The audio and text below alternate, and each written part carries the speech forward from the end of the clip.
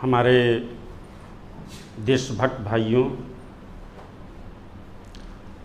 और बहनों, हम सबको मैं आज इस विशेष सेशन के लिए आप सभी को देख करके बहुत खुश हूँ। और खुशी का कारण यह है कि सब सुलझे हुए लोग हैं और आपकी इस देशभक्ति को मैं सशक्त नमन करता हूं कि आप अपना ये 6 दिन का समय निकालना कोई साधारण काम नहीं है, लेकिन आपका समाज के प्रति, राष्ट्र के प्रति कितना समर्पण है यह इसका सबूत है कि आप इस देश में व्यवस्था का परिवर्तन हो और यह देश शोषण मुक्त हो, इसके लिए आप के अंदर किस तरह का उत्साह है ये आज देखने को मिल रहा है। और मैं सबसे पहले आप सभी को सादर नमन और वंदन करता हूं।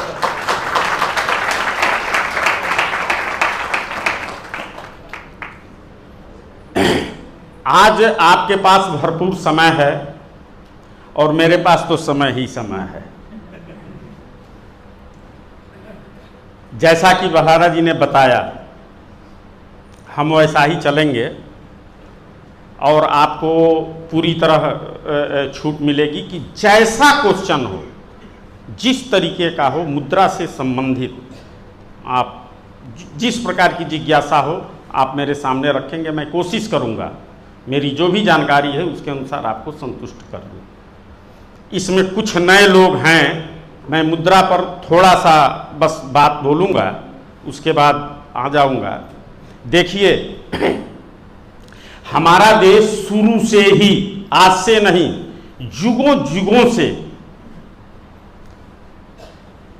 यहाँ लक्ष्मी का वास था और जहाँ लक्ष्मी रहती है तो उस लक्ष्मी का ये स्वभाव है कि वहां अभाव नहीं रहता है।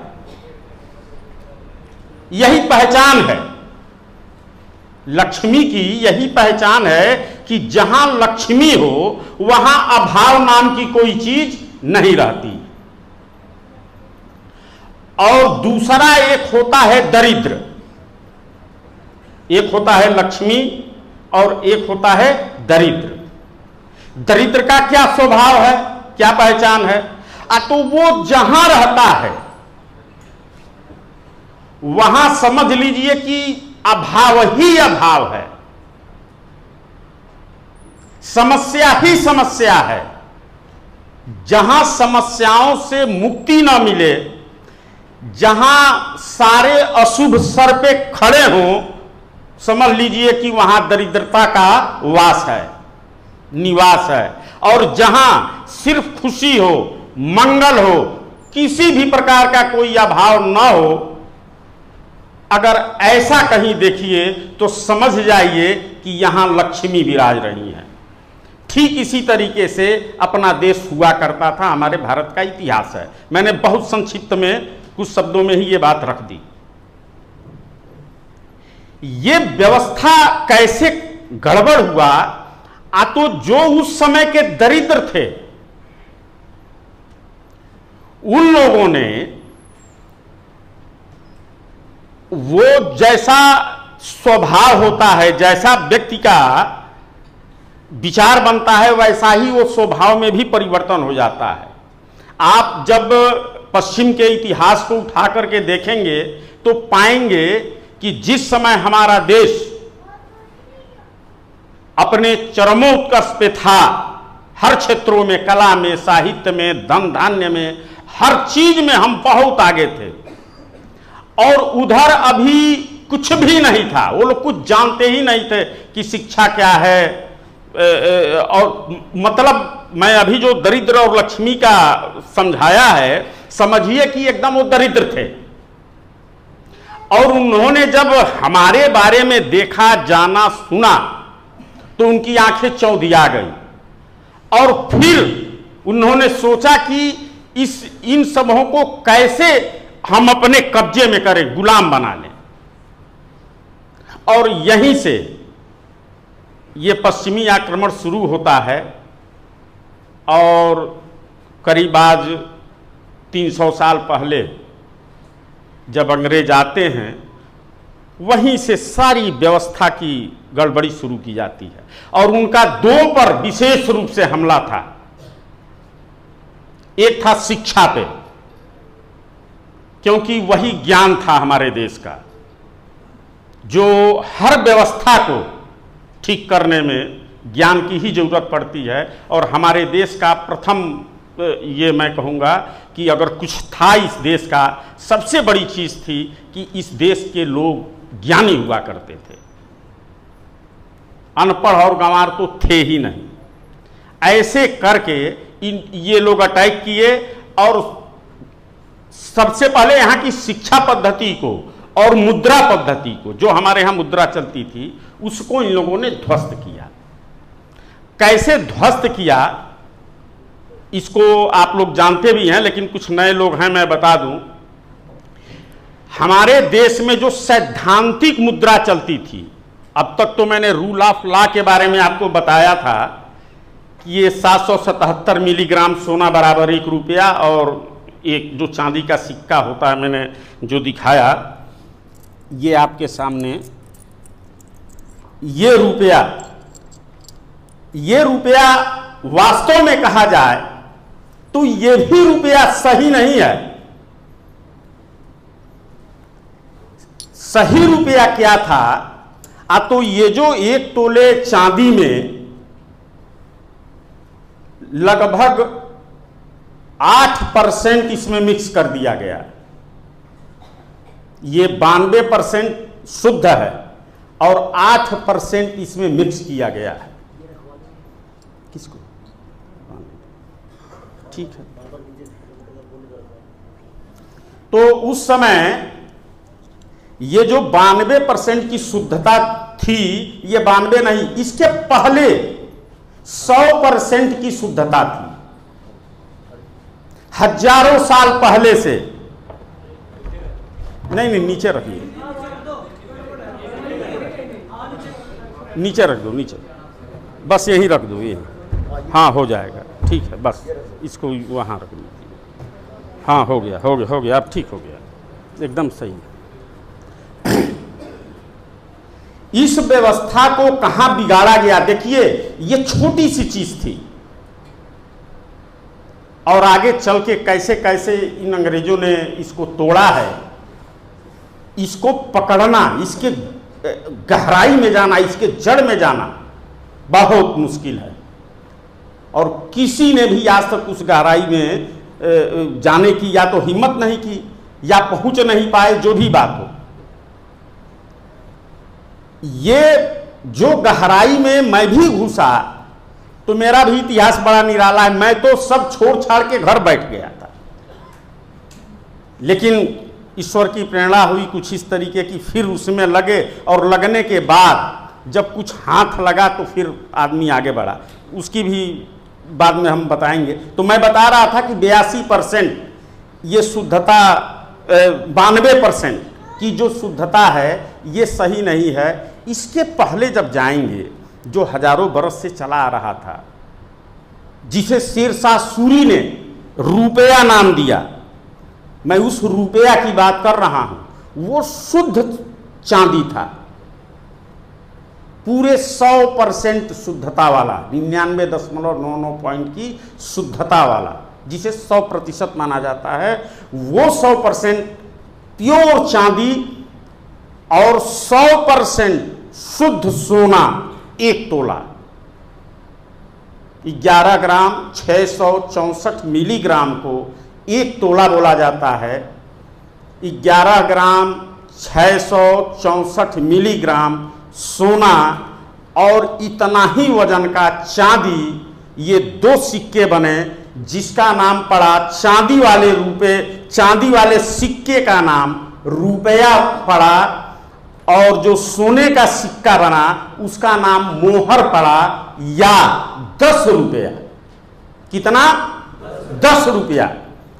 यह सैद्धांतिक मानक है मित्रों, यह 100% शुद्ध है। जैसे सूर्य पृथ्वी सूर्य की परिक्रमा 365 सही 1/4 दिन में करती है, यह सिद्धांत है। इसको दुनिया की कोई संसद न घटा सकती है ना बढ़ा सकती है। ठीक उसी तरीके से ये जो रुपया बना वह 1 तोला कितने का, 1 रुपये का नाम पड़ा, 1 तोला शुद्ध चांदी का। और जो सोना का मुहर उसको नाम दिया गया, जो सोने का सिक्का था उसका नाम दिया गया मोहर। वहीं से मुहर शुरू होता है और रुपया शुरू होता है। यह शेरशाह सूरी ने इसका नामकरण किया रुपये का। और यहां से वो चला, उसमें कितने का संबंध था, एक संबंध है 10, यानी 1 मोहर बराबर 10 रुपए चांदी के। यही सिद्धांत है रुपये का। शुद्ध चांदी बराबर 1 तोला है। यह क्रम चलता आया।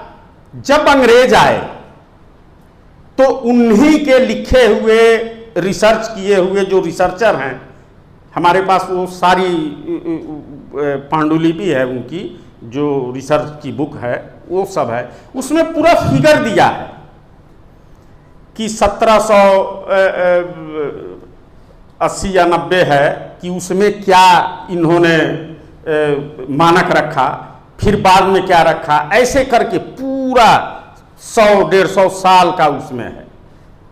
तो ये लोग जब आए अंग्रेज, तो पहले तो शुद्ध रखा जैसा चलता था, लेकिन अब ये सब सोचे कि इस रुपये को कैसे,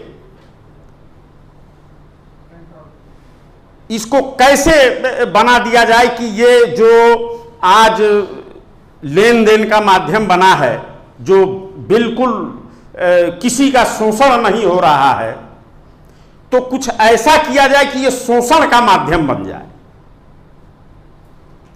और तब उन्होंने उसमें प्रथम बार मिक्स किया, और जो मिक्स किया वो सिक्का वजन में ज्यादा था।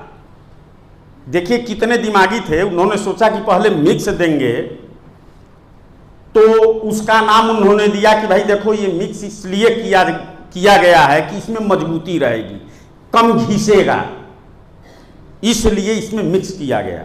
और उतना वजन, लगभग 1 ग्राम वजन उसका ज्यादा था, 1 तोला से ज्यादा था। वो भी सिक्का है हमारे पास। वह सिक्का लगभग 10 साल 5 साल चला। फिर उसके बाद वो जो बढ़ा वजन था, ये बिल्कुल नई चीज, मैं अभी इसको नहीं बताया हूं आपसे, क्योंकि ये बड़ी गहरी चीज है। हमने सोचा आपको इसको बताने की कोई जरूरत नहीं, इसलिए मैंने कभी चर्चा नहीं की। उसमें उन्होंने और कम कर दिया, जो बढ़ा था वजन अब उसको निकाल दिया और पूरा 1 तोला में बना दिया। ऐसे करके वो चलता रहा। और ये एक्ट नहीं बना था, ये 1835 के पहले की ये बात है। और उन्होंने इस तरीके से भारत में अपना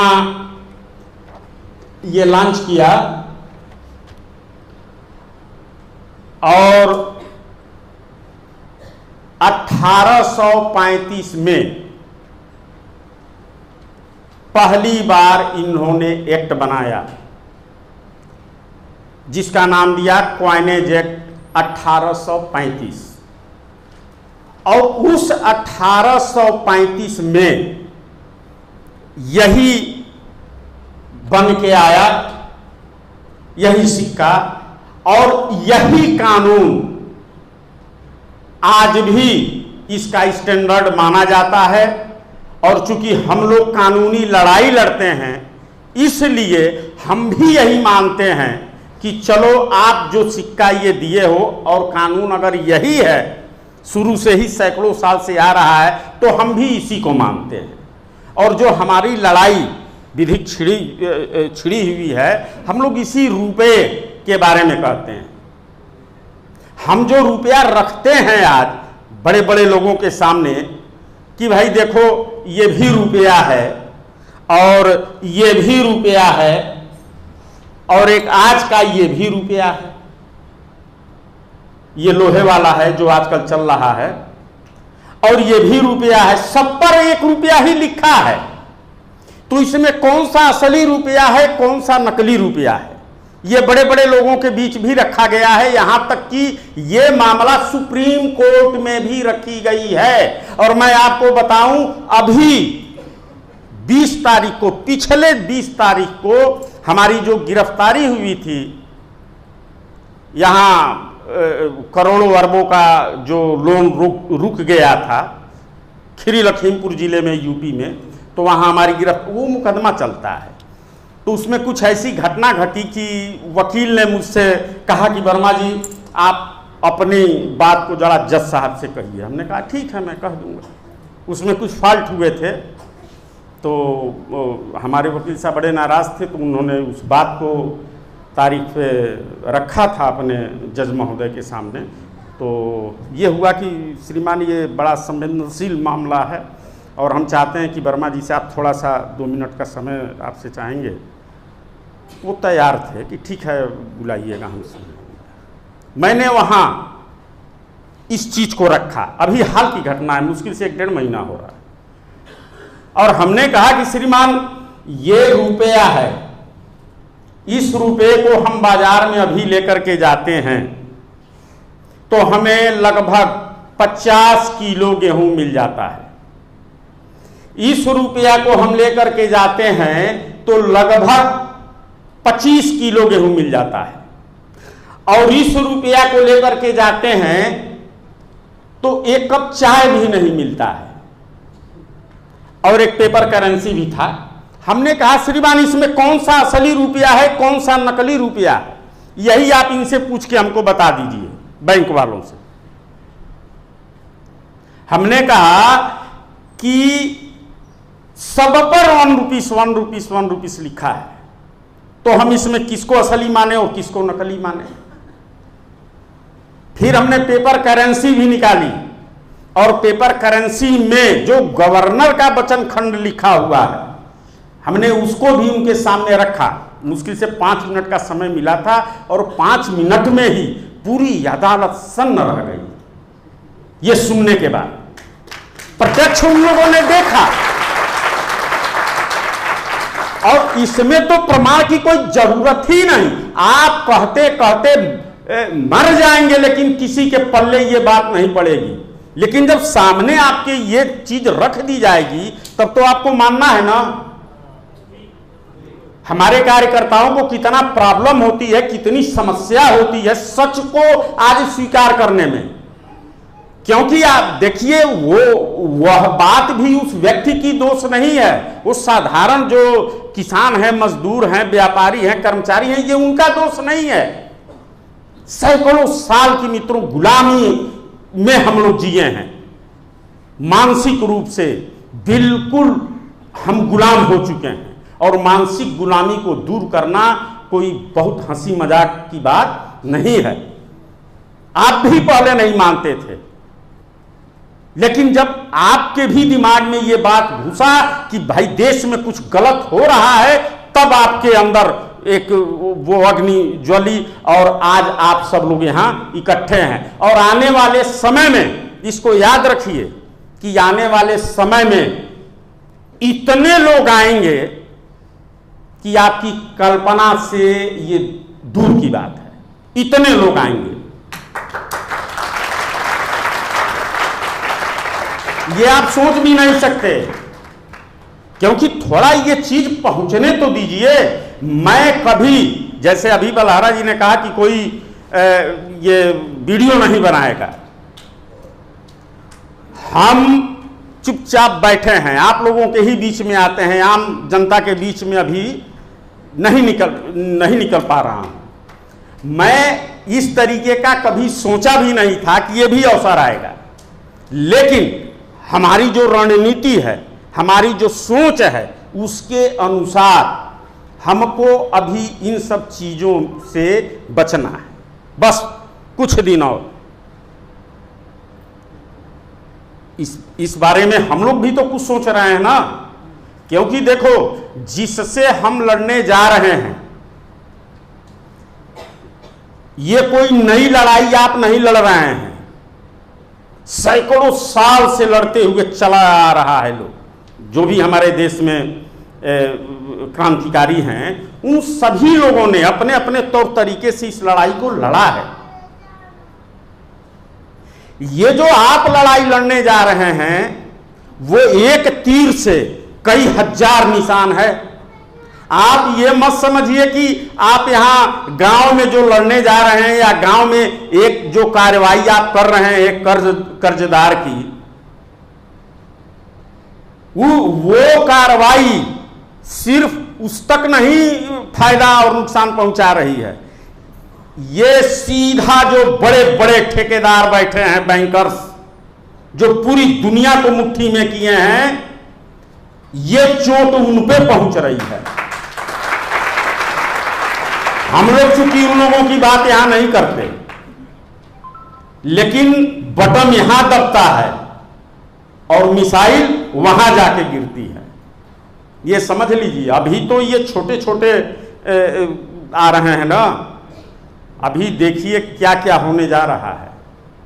इसीलिए हम लोग एक रणनीति के तहत अपना वो सब कुछ तैयार कर रहे हैं जिससे हम आगे की लड़ाई अपना बढ़िया से बढ़िया तरीके से उसको लेकर के रखें। देखिए, परिवर्तन करना,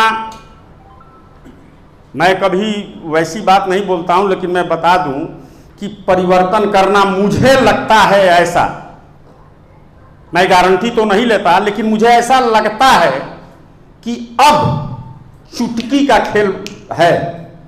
आप सिर्फ तैयार हो जाइए, आप तैयार हो जाइए। मैं कोई छोटी सी बात नहीं बोल रहा हूं, मैं बहुत बड़ी चीज बोल रहा हूं कि परिवर्तन करना अब कोई बहुत बड़ी बात नहीं है। बस हमको अब तैयार होना है, गांव गांव में लोगों को खड़ा करना है, इसलिए कि जब परिवर्तन हो तो वो अपना आदमी इस परिवर्तन को संभाले, नहीं तो फिर यही चोर चिगार चले आएंगे, यही चोर डकैत चले आएंगे, तो सारे काम, सारी मेहनत सब विफल हो जाएगी। इसलिए आपको इस मामले में सजग रहना है। ये लोग रुपए के माध्यम से घुसे देश में और देश को ऐसा दरिद्र बनाया कि बताइए, उस चांदी के रुपए को लोहा में बदल दिया, लोहा में बदल दिया।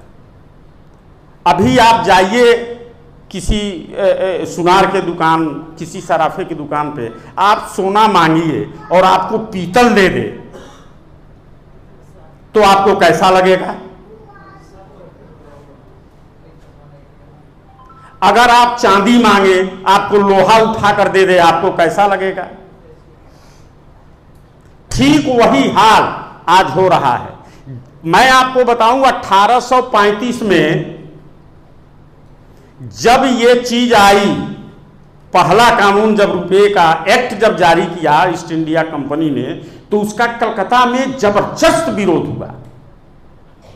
ये मैं भी नहीं जानता था, मैं जब रिसर्च पढ़ रहा था तो उसमें लिखा है कि कलकत्ता में 1935 में 1835 में जब पहला एक्ट ईस्ट इंडिया कंपनी ने जारी किया, तो उस समय बहुत बड़ा विद्रोह हुआ था कलकत्ता में, जिसको ये बलपूर्वक दबा दिए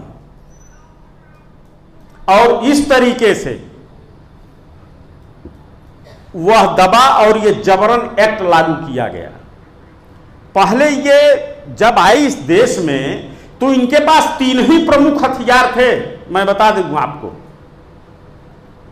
ईस्ट इंडिया कंपनी का मुख्य काम ही था रुपए का धंधा करना।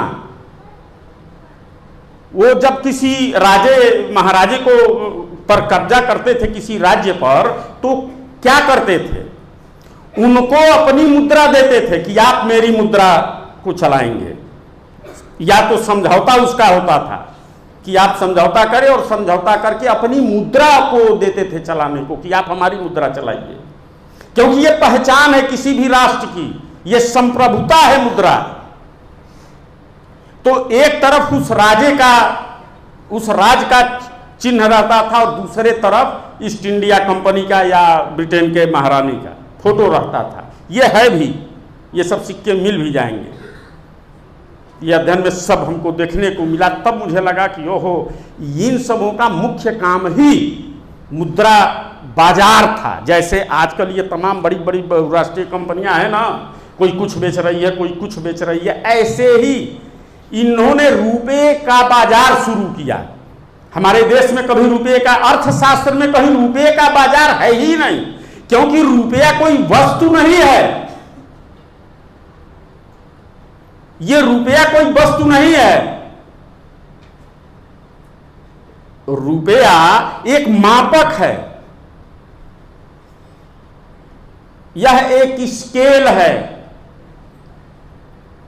और दुनिया में कहीं भी स्टैंडर्ड नहीं बिकता है, ये स्टैंडर्ड है। अगर इसको अभी गला दिया जाए तो चांदी कहा जाएगा इसको, तब फिर कोई रुपया नहीं कहेगा। जैसे आप समझिए, ये पंखा है, कोई अभी कह दे नहीं ये तो लोहा है, तो कोई मानेगा लोहा है? अरे भाई पंखा, इसका रूप बदल दिया गया, है तो लोहा, लेकिन उस लोहे का रूप बदल गया तो क्या हो गया? पंखा। लोहे का रूप बदल गया तो क्या होगा? माइक्रोफोन। वही लोहा, उसका रूप बदल गया, कार हो गई, रेल इंजन हो गया, लोहा ही है, लेकिन उसका रूप जो भी पड़ा वही नाम हो गया। ठीक उसी तरीके से ये है तो चांदी, लेकिन इसका रूप किसमें ढाल दिया गया? रुपए में, तो वह क्या हो गया? रुपया। यानी रुपया मतलब स्टैंडर्ड, स्टैंडर्ड को ही रुपया कहते हैं, मानक, और उसमें मोहर लगा दी गई तो ये हो गया रुपया। और सच पूछिए तो यही रुपया है। बिना मानक का, बिना स्टैंडर्ड का रुपया हो ही नहीं सकता। जैसे 1000 ग्राम को ही 1 किलोग्राम कहा जाएगा, 1 ग्राम भी कम हो जाए या 1 ग्राम अधिक हो जाए तो फिर वो रुपया नहीं है, किलोग्राम नहीं कहा जाएगा, वो अवैध हो जाएगा। ठीक उसी तरीके से यह रुपये का जो स्टैंडर्ड बनाया गया, अंग्रेजों ने जो बनाया कि 98% शुद्धता इसकी रहेगी, तो इसकी शुद्धता 98% आज भी होनी चाहिए। और फिर जो लूटपाट शुरू हुई तो 1935 आते आते भारतीय रिजर्व बैंक की स्थापना अंग्रेजों ने किया। ये क्यों जरूरी था? अंग्रेजों ने, इसके पीछे बहुत बड़ा कारण था। 4,36,700 टन सोना उस समय भारत में सिक्योरिटी के रूप में अंग्रेजों के पास था। रुपया हमारे देश का जो रुपया था वो 4 लाख रुपया जो था वो 4,36,700 टन।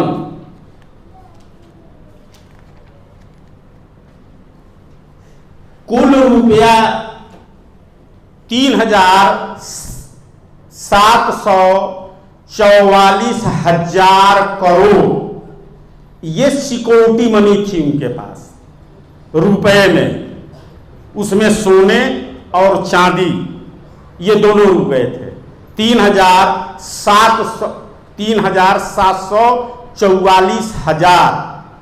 करोड़ रुपए।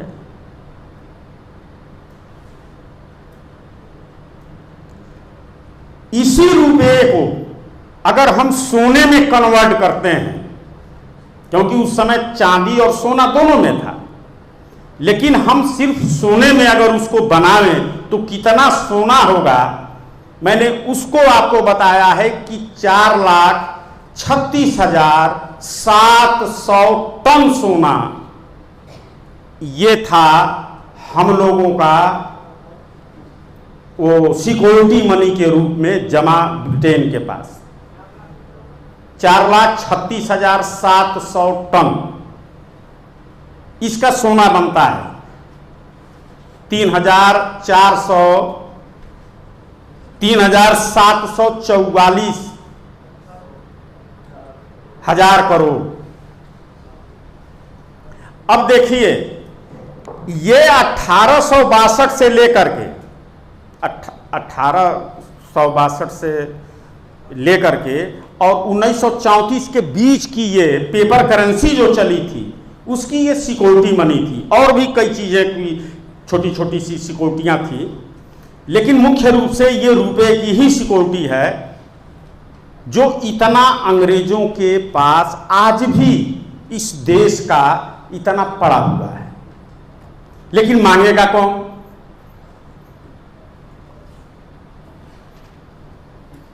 आज तक इसके बारे में किसी ने भी सवाल नहीं उठाया। और इसीलिए भारतीय रिजर्व बैंक की स्थापना की गई कि ये जब हटेगा, जब तक ये भारतीय रिजर्व बैंक की यहां स्थापना नहीं की जाएगी, तब तक ये जितना सोना है हम इसको हड़प नहीं पाएंगे। इसके पीछे यही साजिश थी, यही षड्यंत्र था, और उन्होंने स्थापना की और ये सब सोना उनके पास आज भी है। आज जब रिजर्व बैंक आया तो इसका बहुत बड़ा विरोध सिर्फ एक अर्थशास्त्री डॉक्टर भीमराव अंबेडकर जी थे, जिन्होंने इसका बहुत बड़ा विरोध किया। और डॉक्टर कैंस से और डॉक्टर भीमराव अंबेडकर से बहुत तीखी झड़प भी हुई। उसका कहना था कि नहीं, ये रुपया जो है आनी चाहिए ये व्यवस्था, क्योंकि उसमें बात ये थी कि स्वर्णमान और स्वर्ण विनिमय मान, ये दो सिर्फ एक नाम बदल दिया। पहले युगों से हम लोगों के वहाँ स्वर्णमान पर आधारित रुपए चलते थे, और अंग्रेजों ने कहा कि नहीं, स्वर्ण विनिमय मान, मतलब हम जब चाहें तब उसको बढ़ा दें घटा दें। तो उन्होंने इसका विरोध किया है, जब चाहें तब हम रुपया छाप लें। तो इस पर उन्होंने विरोध किया था डॉक्टर भीमराव अंबेडकर ने, और कहा कि अगर नोट छापने की अनर्गल प्रथा शुरू की जाएगी तो अगर कोई इस तरीके का शासक आ जाए तो मारेगा कि जितना उसको इच्छा होगी उतना नोट छाप देगा, और इससे ये होगी कि मुद्रास्फीति बढ़ेगी, महंगाई आएगी, समाज में अफरा तफरी मच जाएगी। इसलिए यह भारत के हित में यह चीज नहीं है, स्वर्णमान ही श्रेयकर होगा, ये डॉक्टर भीमराव अंबेडकर ने कहा। लेकिन इन लोगों को तो लाना था, रिजर्व बैंक की स्थापना करनी थी, केंद्रीय बैंक लाना था ब्रिटेन को, तो उन्होंने नहीं माना, और एक तरीके से अंग्रेजों की जीत हुई और यहाँ आरबीआई की स्थापना हुई, भारतीय रिजर्व बैंक, जो आज भी ये है। और ये समझ लीजिए कि इनकी क्या स्थिति है ये कहने लायक नहीं है। ये मैं समझ रहा हूँ कि ईस्ट इंडिया कंपनी से भी खतरनाक ये हैं और इस देश को चलाने वाले हैं अर्थ के क्षेत्र में। लोहा तो बना ही दिया, 90 में सारे स्टैंडर्ड ही खत्म कर दिया मनमोहन सिंह ने, और इनकी इतनी शान बढ़ाई गई कि बहुत बड़े देश के अर्थशास्त्री हैं, ये हैं वो हैं। और आज देख लीजिए महंगाई महंगाई जो लोग कह रहे हैं ना, ये अभी क्या, अभी तो कुछ महंगाई नहीं है, महंगाई तो बेतहाशा अब बढ़ेगी। इतनी अफरा तफरी मचेगी कि अब ये मुद्रा को लेकर के इस समय क्या है, आप देख रहे हैं ना, बाजार में कौन ऐसी वस्तु है जो उपलब्ध नहीं है? बताइए, कौन ऐसी चीज है जिसकी कमी है? सब कुछ बाजार में उपलब्ध है, लेकिन आपके पास पैसा नहीं है। हम देख रहे हैं कि बाजार में हर पकवान मौजूद है, हर मिठाई मौजूद है, लेकिन हमारे जेब में पैसा नहीं है कि मैं उसको खरीद के खा लूं। जबकि भारत में ऐसा कभी नहीं हुआ, यहां मुद्रा की कभी कमी नहीं थी। अगर पुराने इतिहास को देखा जाए तो वस्तु की कमी थी, वस्तु नहीं मिलता था। आज स्थिति उलट हो गई, वस्तु पूरा बाजार में पड़ी है और जेब में पैसा नहीं है। मुद्रा का सिद्धांत, अर्थशास्त्र यह कहता है कि मांग और पूर्ति पर महंगाई और सस्ताई आती है और जाती है। जैसे बाजार में 100 कुंटल गेहूं की प्रतिदिन खपत है, मांग है 100 कुंटल की। मान लीजिए 1000 कुंटल अगर जो आ जाए गेहूं, तो उस गेहूं का दाम घटेगा कि बढ़ेगा? घटेगा, क्योंकि मांग थी 100 की और आ गया 1000, तो उसकी दाम घटेगी। अच्छा, मान लीजिए मांग है 100 की और आ जाए 10 कुंटल, तब क्या होगा? बढ़ जाएगा। यही सिद्धांत है अर्थशास्त्र का, यही सिद्धांत है कि मांग और पूर्ति पर, जब मांग की अपेक्षा पूर्ति ज्यादा हो जाती है तो वस्तु की कीमत घट जाती है, और मांग की अपेक्षा अगर पूर्ति कम हो तो महंगाई बढ़ जाती है। क्योंकि मांग है 10 की और 2 ही उपलब्ध है, तो उसकी कीमत बढ़ जाएगी। आज जरा आप कल्पना कीजिए, जिस समय देश में किसान, या मतलब अपने देश में सन 1970 की ही तुलना मैं करूं, इस देश में गेहूं 50 पैसे किलो बिकता था, 50 रुपए कुंटल। एक किसान 1 कुंटल गेहूं अपनी उपज बेचता था तो 50 रुपए पाता था। उस समय लगभग 200 रुपया तोला सोना हुआ करता था, लगभग 54 भर सोना उसको मिल जाती थी। कहने का मतलब कि 1 कुंटल गेहूं बेच करके 54 भर सोना या करेंसी के रूप में 50 रुपए पाता था। आज वही किसान 1 कुंटल गेहूं जब बाजार में लेकर के जाता है तो यही सरकारें कहती हैं कि हम आपका दाम बढ़ा दिए, और उसको 2000 रुपए दिया जाता है। उस 2000 में आधा ग्राम भी सोना नहीं मिलता। 54 भर का मतलब हो गया लगभग 3 ग्राम सोना, और आज उसको आधा ग्राम भी सोना नहीं मिलता। हम आपसे पूछ रहे हैं, उसका दाम बढ़ाया गया है कि घटाया गया है? जबरदस्त घटाया गया है, जबरदस्त घटाया गया है। 3 ग्राम सोने का दाम आज लगभग 18,000 रुपए होगा। अगर आज 1 कुंटल गेहूं का दाम 18,000 रुपए किसान पाता तो अभी 1970 का दाम हो पाता। 1970 का दाम पाता अभी 18,000 पे। लेकिन इन सब ठगों ने यह कह करके ठगा कि हम तुम्हारा दाम बढ़ा रहे हैं, हम तुम्हारा दाम बढ़ा रहे हैं। यह हाल किया। एक मजदूरे पर भी अगर इस तरीके से आप गुणा भाग तो करके देखो, बहुत फर्क पड़ेगा। ऐसे ही सबको लूटते चले गए, और ये नेता ये अर्थशास्त्री सब बिकाऊ, इनको क्या मतलब है? इनको अपने ऐशो आराम से मतलब है। जैसा उन सबों ने पढ़ाया वैसे ही ये पढ़ रहे हैं। तो कहने का मतलब ये कि इस तरीके से करके इस देश को लूटा गया, लूटा जा रहा है, और ये तब तक लूटेगा जब तक आप खत्म ना हो जाएं। इस बीच अब ये जो हम लोग अपना अभियान चलाए, ये तो रुपया के बारे में थोड़ा सा मैंने आपके सामने रखा। ये जो अभियान चल रहा है, इस अभियान में देखिए ये कोई नई चीज आपके सामने नहीं है। जो भी चीजें आपको दी गई हैं, इस सब चीज का प्रैक्टिकल हो चुका है।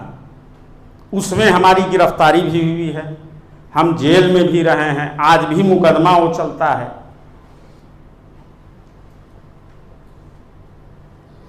आपको एक बनी बनाई चीज ला करके परोस दी गई है, ये भी सुन लीजिए। क्योंकि जो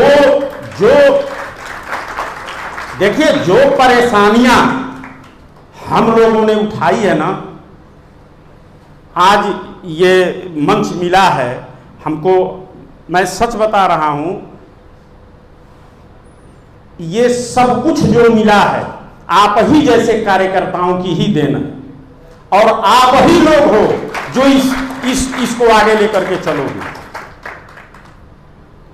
इसलिए मैं जब कार्यकर्ताओं को देखता हूं तो मैं बहुत उत्साहित होता हूं, मुझे बहुत अच्छा लगता है। और वो भी आप लोग तो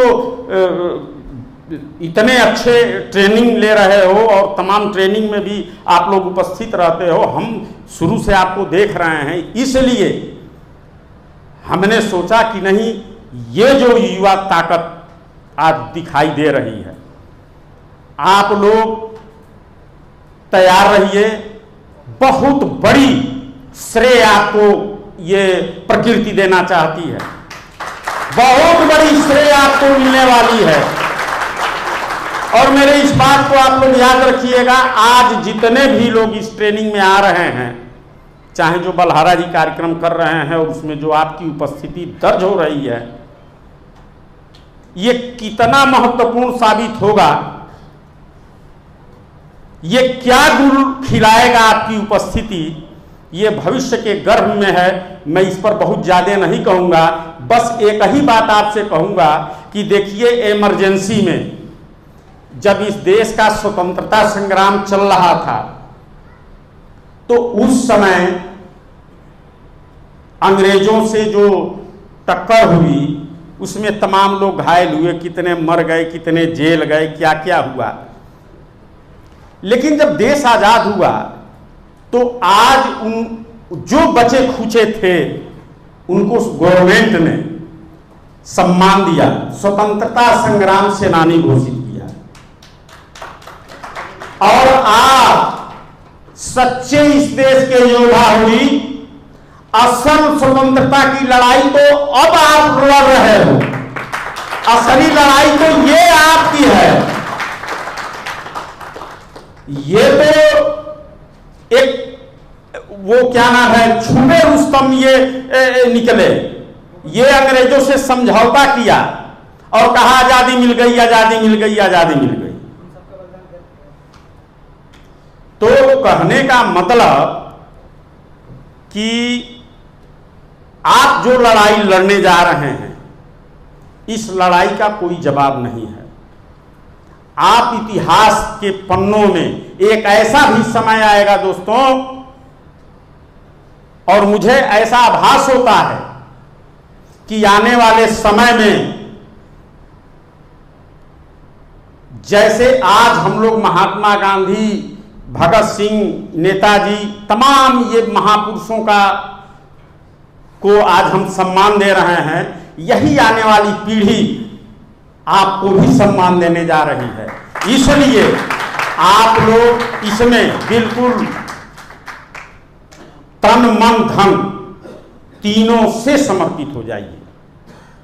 और सबसे पहले देखिए, व्यक्ति तीन ही चीज दे सकता है, एक तन दे सकता है, मन दे सकता है और धन दे सकता है। इन तीनों में सबसे आवश्यक क्या है? मन। सबसे जरूरी चीज है मन। अगर आपने मन दे दिया तो तन और धन ये दो आपके साथ ही बे करेगा, वो कहां जाएगा? उसको तो आना ही है। तो मन बहुत जरूरी है और आप मन बनाइए, क्योंकि देखिए यहां जो आप बैठे हो ना, आप नेतृत्व देने वाले हो इस लड़ाई का। आज आप यहां एक कार्यकर्ता के हैसियत से हो, आप पे बहुत बड़ी जिम्मेदारी आने वाले समय में आप ही को इस पूरे राष्ट्र का नेतृत्व करना है, क्योंकि ये तो तमाम आएंगे ही, पूरा देश आपके साथ लगेगा। ये वो लड़ाई है रुपए की। तो उसको संभालने वाला कोई चाहिए कि नहीं चाहिए? तो हम लोग इसी में लगे हैं कि कुछ ऐसे लोगों को निकाला जाए अपनों में, जिनको नेतृत्व दिया जाए कि भाई तुम इसको संभालो, तुम इसको संभालो, और उसी क्रम में ये सब चल रहा है। तो आप लोग इसके लिए बिल्कुल तैयार रहिए। दूसरी चीज कि देखिए, ये मुद्रा की लड़ाई बहुत संवेदनशील लड़ाई है। हमने एक चीज देखी है, यहां तमाम कार्यकर्ता हैं, मैं बता दूं, इसकी प्रक्रिया में 3-4 चरण होते हैं इस लड़ाई की प्रक्रिया में। सबसे पहले हम आते हैं इसके निराकरण में कि जो लड़ाई लड़ी जा रही है उसको कैसे हम लोग लड़ते हैं, तो इसको आप लोग समझ लो। सबसे पहले जो मुद्रा की लड़ाई है कर्ज वाली, उसमें सबसे पहले आवेदन लगाया जाता है। आवेदन के बाद उस केस की क्या स्थिति है, अगर तुरंत नीलामी पे चढ़ी है या जब्त होने वाली है, तो वो स्थिति देखने के बाद उसमें RTI, फिर धारा 80 की नोटिस, और फिर उसमें अगर कोई बात आ जाए तो FIR, और तब जाकर के उसके मुकदमे की ड्राफ्टिंग तैयार होती है। इतने चरण इसमें आते हैं, और उसमें तमाम दस्तावेज हम लोगों को देना पड़ता है। उसमें 14 पन्ने से लेकर के, अगर 4 पन्ने की आपकी आवेदन होगी तो उसमें 14 पन्ने का दस्तावेज लगता है, और वह जाता है आवेदन में, एक जगह नहीं जाता है। वो आवश्यकता के अनुसार ये कितने जगह कहाँ, वो सब जो हमारी टीम है वो देखती है। उसमें वकील वगैरह सब लोग हैं, उनसे राय लिया जाता है कि इसमें क्या क्या किया जाए। तो वो लोग बताते हैं कि इसमें ये चीज़ होगी, इसमें इतने जगह भेजो, इसमें इतने जगह। अभी तो 17-18 जगह RTI लगवाया। तो कुछ लोगों के अंदर हमने ये चीज़ देखा है कि ये जो कार्रवाइयाँ हो रही हैं, तो इसमें कुछ लोग जो फील्ड में काम करने वाले लड़के हैं वो चालाक भी बन रहे हैं।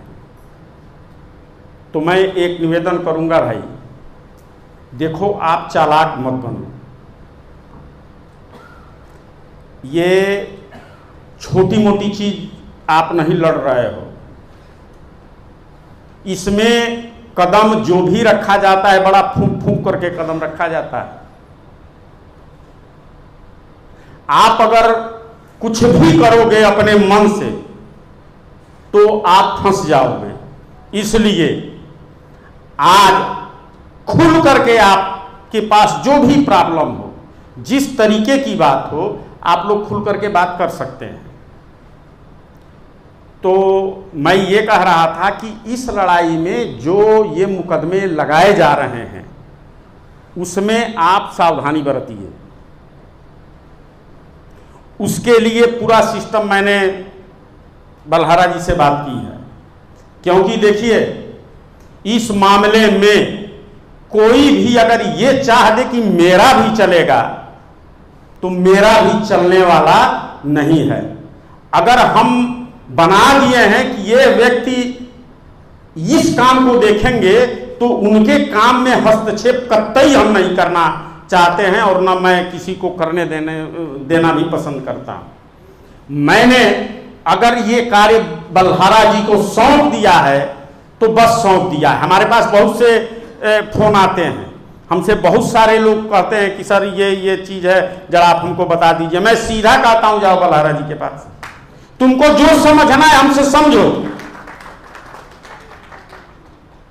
आपको जो समझना है आप हमसे समझ लीजिए, और कोई समस्या हो बताइए, मैं बलहारा जी से कह के आपकी समस्या का सॉल्व करवा देता हूं।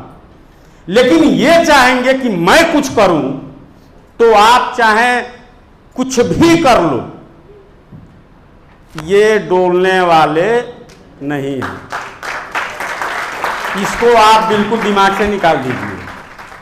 मैंने जब एक बार इनको सौंप दिया है कि बलहारा जी आप देखेंगे, आप नेतृत्व करेंगे, तो इन्हीं को करना है।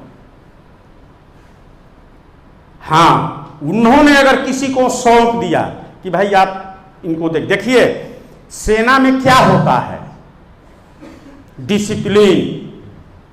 अगर उसने सौंप दिया कि आप इस काम को देखिए तो आप देखिए, कुछ आगे पीछे मत देखिए, आप बिल्कुल निष्ठा से और ईमानदारी से उस काम को करते जाइए, क्योंकि अगला सब कुछ देखता है।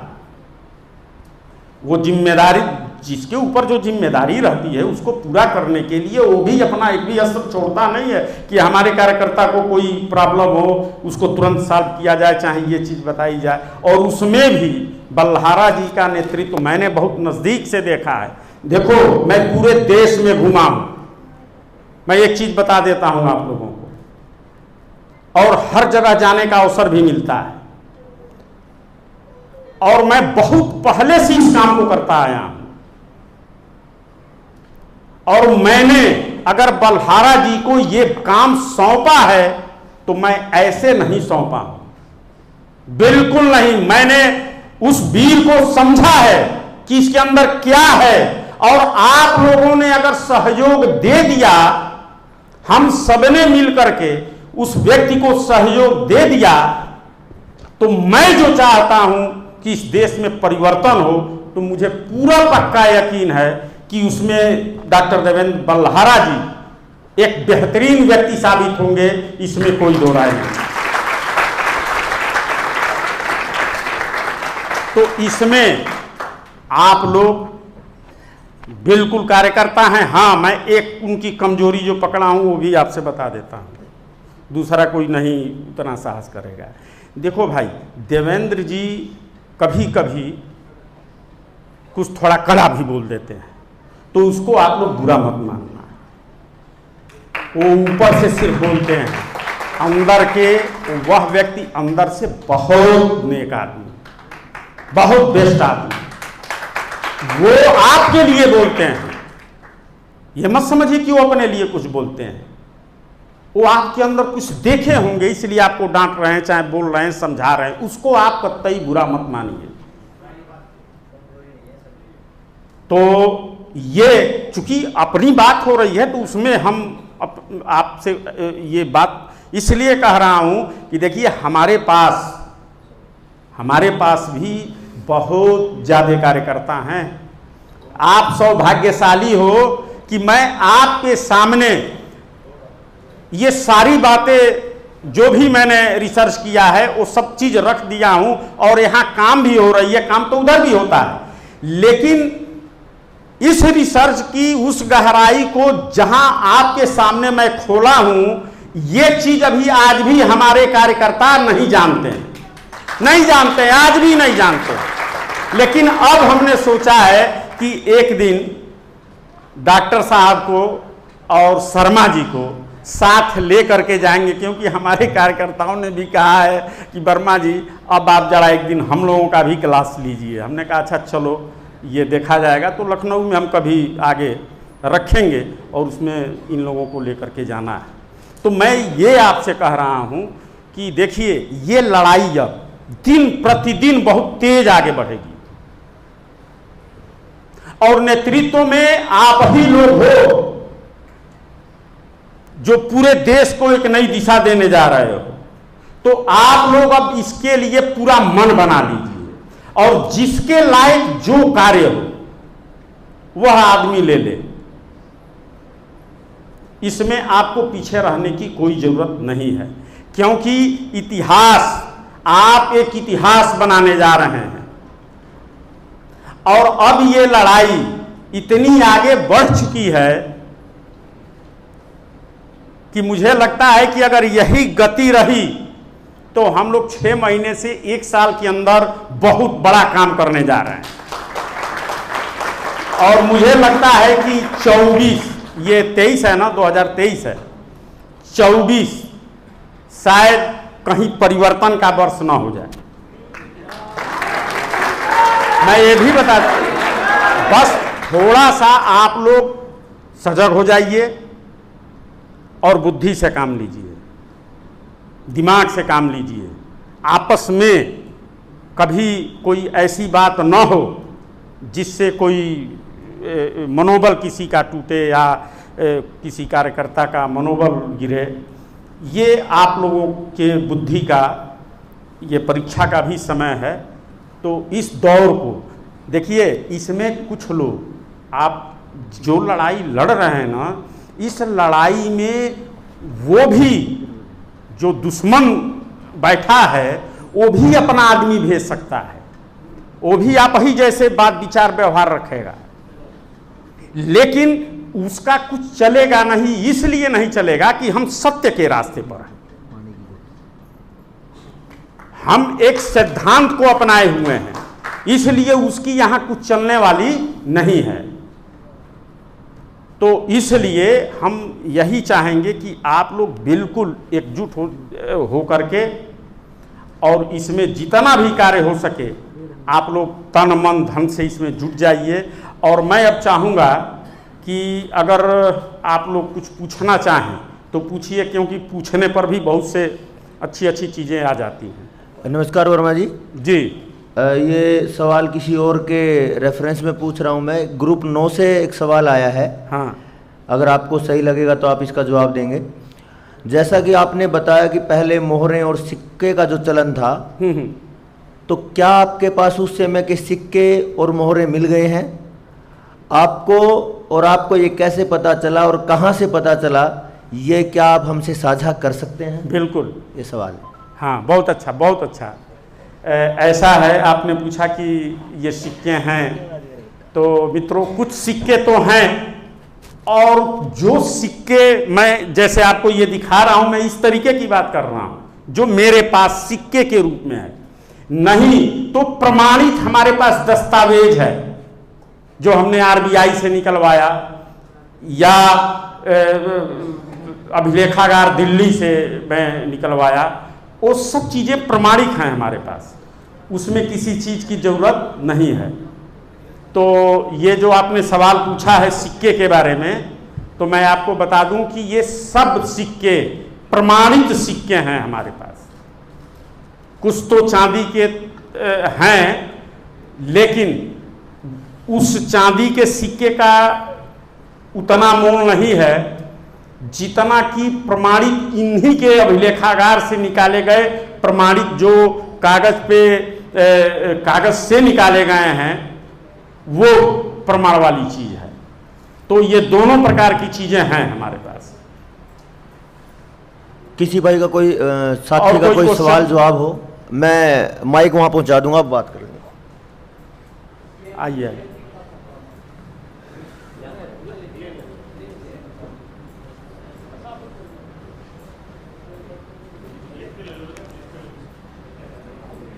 सुनील जी आप यहीं से देखते रहिए, आप यहीं रहिए, वहाँ मत जाइए, और लोगों का भी।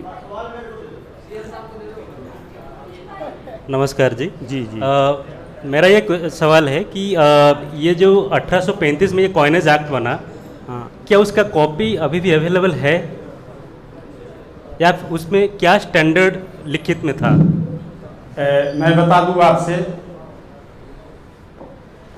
कि हम इस मामले में बहुत धनी व्यक्ति हैं कि कागज़ हमारे पास एक्ट जितने भी पुराने से पुराने चाहिए, मतलब 1500 से लेकर के और 1400 से और इस समय तक का लगभग हर एक जो नहीं मौजूद है, जो कभी हमने इसके लिए बरसों भटकना पड़ा, लेकिन इस समय सारे एक 1835 हो, 1862 हो, 1870 हो, 1835 हो, उसके बाद जो उन लोगों ने ये चलाया था एक्ट के पहले नहीं 1800 रेगुलेशन, जो रेगुलेशन द्वारा जो कानून बनता था, बाद में एक्ट आया, तो जो वो रेगुलेशन इनका 1793 का है, फिर उसके बाद 1804 का है, ऐसे करके पूरी सब थाती है हमारे पास, सब मिलेगी। इसीलिए ना हम सबको कहते हैं भाई आओ, हम तुमको शुरू से लेकर के जड़ से लेकर के और पूरे आसमान तक पहुँचो। तो 1835 में जो एक्ट बना, कॉइनेज एक्ट, हाँ, उसमें स्टैंडर्ड क्या वो मेंटेन किए थे? वही 11 ग्राम 664 में जो मैं अभी आपको बताया है ना कि 92% की शुद्धता, 8% जो चांदी और सोना था उसको उन लोगों ने कम कर दिया, और जो स्टैंडर्ड था 1/10 उसको कर दिया 1/15, कम भी किया और उसका दाम भी बढ़ गया। ये अर्थशास्त्र का नियम है कि जब मुद्रा की मात्रा कम कर दी जाती है, स्टैंडर्ड की मात्रा जब घटती है तो मुद्रा का अंकिक मान बढ़ जाता है। तो इसलिए जब वो घटाया और 10 का 15 कर दिया, यानी एक मुहर के लिए जो व्यक्ति 10 रुपये खर्च करता था, अब वही मोहर को लेने के लिए 15 रुपये, यानी 1.5 अब उसको मेहनत करनी पड़ती है। अरे कोई मान लो दिन भर में काम किया तो 10 रुपया पाया, एक मुहर मिल गई, तो अब 1.5 दिन काम करेगा तब ना 15 रुपया पाएगा, और वो भी जो मुहर पाएगा उसमें 8% घटा हुआ पाएगा। दोनों बातें थी। तो उसका एक्ट है, सब है उसमें लिखा है। 1835 में ही उसकी क्वांटिटी सब निर्धारित की गई है।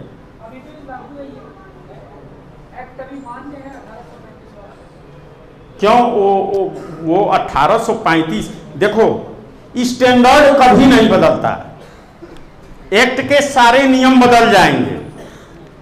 अगर रुपया है तो उसका कभी भी स्टैंडर्ड नहीं बदलेगा। जो उस समय था वह, जैसे घंटा मिनट सेकेंड समय मापन के लिए बना तो 60 सेकेंड बराबर 1 मिनट निर्धारित की गई। जिस दिन बनी घड़ी उस दिन भी वही थी, 60 सेकेंड बराबर 1 मिनट। आज भी वही है, 60 सेकेंड बराबर 1 मिनट, और भविष्य में भी यही रहेगी, 60 सेकेंड बराबर 1 मिनट। अगर उसमें छेड़छाड़ की गई कि नहीं साहब 60 सेकेंड नहीं रहेगा, 50 सेकेंड रहेगा, तो भाई तुम पास कर लो, तुम्हारे पास अधिकार है। लेकिन इतना जान लेना कि वो जो 10 सेकेंड घटा दिए, अब ये घड़ी कुछ ही दिन में रात को दिन और दिन को रात भी बताना शुरू कर देगी। और रुपए के खेल में यही चीज हुई है, रुपए के खेल में यही हुआ है। लोग कहते हैं महंगाई आ गई, महंगाई आ गई, महंगाई आ गई। और मैं कहता हूं कि बताओ ना, सुप्रीम कोर्ट में एक वकील हैं, उनसे सीनियर एडवोकेट हैं, उनसे हमारी बहस हो रही थी, तो उन्होंने कहा वर्मा जी देखो ये महंगाई तो पूरी दुनिया की समस्या है। हमने कहा सर महंगाई, आप महंगाई कह रहे हैं, कहाँ है महंगाई? अब सोच लो कि एक सीनियर सुप्रीम कोर्ट के वकील के पास इस बात को कहना, वो आदमी हक्का बक्का कहा कि वर्मा जी आप क्या बात कर रहे हैं, महंगाई नहीं है। हमने कहा आप ज़्यादा बात करेंगे तो ये शायद और भड़क जाएंगे। मैंने तुरंत यही रुपया निकाला और उनके सामने रख दिया। और हमने कहा श्रीमान एक बात बताइए, महंगाई आप इस रुपये से देख रहे हैं, महंगाई आप इस रुपये से देख रहे हैं या महंगाई आप इस रुपये से बता रहे हैं। अब उनकी बोलती हो गई बंद, और उसमें एक मामला था, मैं चाह रहा था कि इन दोनों को अलग अलग किया जाए। वो कह रहे थे कि नहीं दोनों एक ही में बनेगा, जो उसकी ड्राफ्टिंग हो रही थी। हमने कहा चलो ठीक है, आप बना लो। 2-4 साल तो कहीं कुछ मामला उनके समझ में नहीं आ रहा था, तो वो चूंकि हिंदी नहीं बोल पाते हैं, दक्षिण भारत के, तो उन्होंने अपने जूनियर से कहा कि ऐसा है, जरा वर्मा जी से इस पर डिस्कस कर लेना और इस बातों पर थोड़ा डिस्कशन कर लेना। वही डिस्कस हमारी हो रही थी, और जब इस बात को रखा गया तो उनकी बोलती हो गई बंद, और उन्होंने कहा ऐसा करो, इस मामले को अलग कर दो और इस मामले को भी अलग कर दो। हमने कहा देखो, मैं यही बात शुरू में कह रहा था कि ये दोनों अलग अलग कर दीजिए। अब जब उनके सामने महंगाई के बारे में जब हमने दिखा दिया, अब आप ही बताओ ना, ये कोर्ट क्या जवाब देगी? अगर उससे कहा जाए आप, ये सरकार क्या जवाब देगी? अगर इसके सामने कहा जाए बताओ तुम किस रुपए से महंगाई बता रहे हो, इस रुपए से बता रहे हो कि इस रुपए से बता रहे हो कि इस रुपए से बता रहे हो, तो इनके पास कोई जवाब है ही नहीं। ये तो नेता हैं, ये कुछ भी बोल देंगे, लेकिन कोर्ट तो सुनेगी ना। कोर्ट में तो नेतागिरी चलेगी नहीं किसी की। तो ये बात है जो आपने पूछा था, तो आप संतुष्ट हो गए? हाँ, अब बताइए।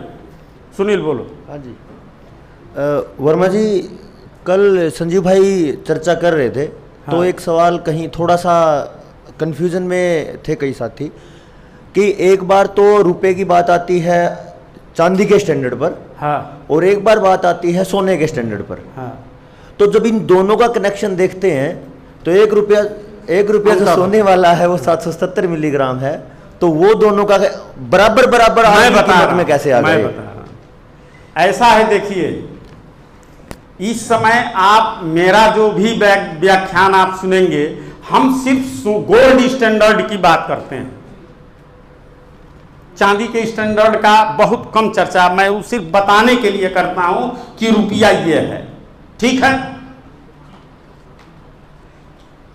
गोल्ड स्टैंडर्ड इसलिए कि 1893 में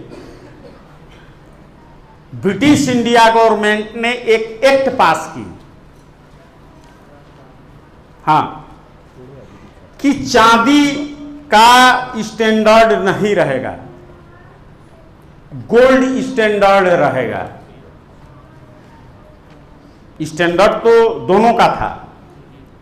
अब इसका मतलब ये कि सरकार जो भी लेन देन करेगी वो गोल्ड स्टैंडर्ड में ही लेन देन करेगी। और आपने सुना होगा कि भारत में अंग्रेजों ने किसानों से कर लेना भी सोने के रूप में शुरू किया था।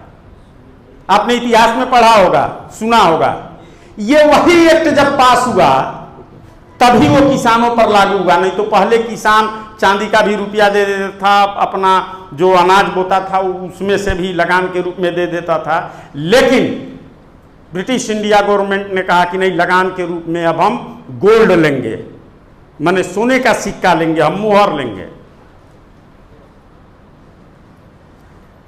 तो ये 1893 में, जो 1899 में, सॉरी 1899 में ये गोल्ड स्टैंडर्ड पास हुआ। और उस समय से ये गोल्ड स्टैंडर्ड भी आज भी मान्य है। यही गोल्ड स्टैंडर्ड आज के डेट में भी, चांदी आप जाएंगे ना तो लॉ में गोल्ड स्टैंडर्ड ही चलता है, क्योंकि वह नियम आज तक नहीं बदला गया। आज भी आरबीआई गोल्ड ही रखती है, चांदी नहीं रखती है। आज भी आरबीआई गोल्ड ही रखती है, चांदी नहीं रखती है। और आ जाइए, देखिए उलट, यहां अभी नेताजी के बारे में मैं चर्चा कर दूं। नेताजी सुभाष चंद्र बोस ने जो मुद्रा अपनी बनाई, उसका सबसे पहले तो उन्होंने रजिस्ट्रेशन करवाया। वह मुद्रा जो भारत में लॉन्च किया, वो आज की नहीं मुद्रा है, वो हजारों बरस पहले जो मैंने आपसे बताया है ना कि सैद्धांतिक मुद्रा जो बिल्कुल 100% शुद्ध थी, वह चीज नेताजी ने अपनाया अपना, बरसों पुराना, जिसमें लूटपाट का कहीं कोई जगह नहीं था। और उन्होंने स्वर्ण मान नहीं माना नेताजी ने। इसका बड़ी अजीबो गरीब कहानी है, लेकिन मैं आपको बता दूं मोटा मोटी कि नेताजी ने यही चांदी का सिक्का चलाया जो ईस्ट इंडिया कंपनी ने 98% 8% घटा दिया था। उन्होंने कहा नहीं, ये सिद्धांत है, इसमें कोई कटौती नहीं होगी। और सोना तो सब इन सबों ने हड़प ही लिया था, तो इसलिए उन्होंने स्वर्ण मान किनारे कर दिया कि नहीं, सोने नहीं, हम चांदी चलाएंगे। इन सबों ने चांदी को नहीं छुआ है, तो उन्होंने चांदी का सिक्का लेकर के चलाया। और वही पुराना स्वर्ण जो जुगों जुगों से चला आ रहा था, मानक, जब से मानक बना। और आपको यह भी जान करके आश्चर्य होगा कि ये मानक का जन्मदाता भारत ही है। रजत मान या स्वर्ण मान का जन्मदाता भारत है। इसीलिए भारत दुनिया में जाना जाता था कि भारत सोने की चिड़िया है। अगर पुराना इतिहास देखा जाए तो चाइना और भारत, यही दो दुनिया में सबसे बड़े ये राष्ट्र थे। बिजनेस के मामले में, पैसे के मामले में सबसे धनी राष्ट्र थे। तो नेताजी सुभाष चंद्र बोस ने जो रुपया जारी किया था, वो वही चांदी का रुपया था। उसको करेंसी, जो उसकी क्रय शक्ति क्या थी आपको नहीं पता है। किसी आजाद हिंद फौजी से जाके पूछिएगा, जो नेताजी तनख्वाह देते थे अपने सेना को, वो 5 रुपये 7 रुपये, किसी का 10 रुपये, किसी का 12 रुपये, यानी किसी का भी वेतन 20-25-50 से मेरा ख्याल है जो सबसे सर्वोच्च होगा उससे अधिक नहीं था। वो कौन सा रुपया था भाई कि 10 रुपये और 12 रुपये में ही पूरा उसका परिवार चल जाता था। 10 रुपये का मतलब एक तोला सोना आज का 60,000 रुपया से भी अधिक। अगर 11 रुपया पाता है, 12 रुपया पाता है, तो समझ लीजिए लगभग 60-70 हजार रुपया हो पाता था, अगर आज से तुलना किया जाए तो। क्योंकि एक संबंधित 10 मोहर था ना, एक तोला सोना। तो ये अंतर है। अच्छा, ये इतनी बड़ी चीज, ये अर्थशास्त्र है। बहुत से लोग होंगे जिनके दिमाग में उतना समझ नहीं आता होगा, तब भी तो थोड़ा बहुत जाता होगा। अगर आपके लिए ये अगर इस तरीके की कठिनाई पैदा करती है, तो वह ग्रामीणों के लिए वो कैसे अर्थशास्त्र समझेगा? तो उसके लिए सबसे आसान तरीका है कि आप ये रुपया लीजिए, उसकी भाषा में समझाइए। अगर हम लोग जब जाते हैं अपने तरफ, तो जैसे आप लोग यहाँ हरियाणा के हैं तो हरियाणवी में वो आपकी भाषा खूब बढ़िया समझ लेगा। ग्रामीण क्षेत्र में कैसे क्या होता है तो आप यहाँ के घुले मिले। वैसे ही हम लोग भी जब हमारे वहाँ कार्यकर्ता जाते हैं तो उसी भाषा में, उसी के अनुसार, और वो फटाफट जान लेते हैं। ये जो पढ़े लिखे लोग हैं ना, मेरा अनुभव है कि उनसे ज्यादा होशियार वो अनपढ़ है जो तेरे गांव में बैठा है। इनको डिग्री का नशा है, इन लोगों को अपनी डिग्री का नशा है, लेकिन उसके पास वो सीधा साधा भोला भाला है। उसके सामने अभी ये रुपया रखो, 1 मिनट में बता देगा यही असली है। वो देरी नहीं करेगा, वो कह देगा यही असली है। आज जो पढ़ा लिखा होगा वो, हाँ, अभी वो सोचेगा। तो दोनों में बड़ा अंतर है। और हम लोगों ने देखा है कि जो गांव का छोटा मोटा आदमी है वो फट से, क्योंकि वो दिल से साफ होते हैं ना, शहर के लोगों में ज्यादा कचड़ा होता है। ये इतने पढ़ लिख लेते हैं कि अपने पड़ोस में कौन रहता है इनको नहीं पता। हाँ, ये इतने पढ़ लिख लेते हैं कि इनके पड़ोस में कौन है इनको नहीं पता। और हम लोग गांव में चले जाएं, किसी को भी पकड़ लें तो आधे पूरे गांव का समरी अपने पास रखता है। हाँ, बगल वाले से पूछा जाए तो उसके 2 पुस्तक का नाम बता देगा। ये हाल है। तो कहने का मतलब कि ग्रामीण क्षेत्र में भी अगर आप जाते हैं तो ये चीज गांव वाले भी बहुत तेज पकड़ लेते हैं। पढ़े लिखों को तो हम लोग उनसे पाला पड़ता है ना, ये ऐसे नहीं मानते हैं। जब तक भरपेट नहीं खा लेते हैं तब तक वो मानने को तैयार नहीं होते हैं। तो उनके लिए सारी व्यवस्थाएं हैं और उनको कैसे क्या करना है वो सब चीज़ें होती हैं और किया भी जा रहा है। तो आप लोग जहाँ भी जाएं तो उसकी भाषा में, उसके तरीके से उसको पढ़िए। और ग्रामीण लोगों के लिए पढ़ना कोई बहुत बड़ी चीज़ नहीं है, पढ़े लिखों को पढ़ना बड़ी चीज़ है। तो यही मैं विशेष रूप से। और सुनील, अगला कोई सवाल? हाँ जी, 1 मिनट मैं बताऊँ। एक सवाल है ब्रिजेंद्र आर्य जी ताऊ जी, इन्होंने पूछा है कि लाखों टन सोना जो इंग्लैंड में गया है जी, क्या उसके आने के कुछ आसार हैं या वो नहीं आएगा?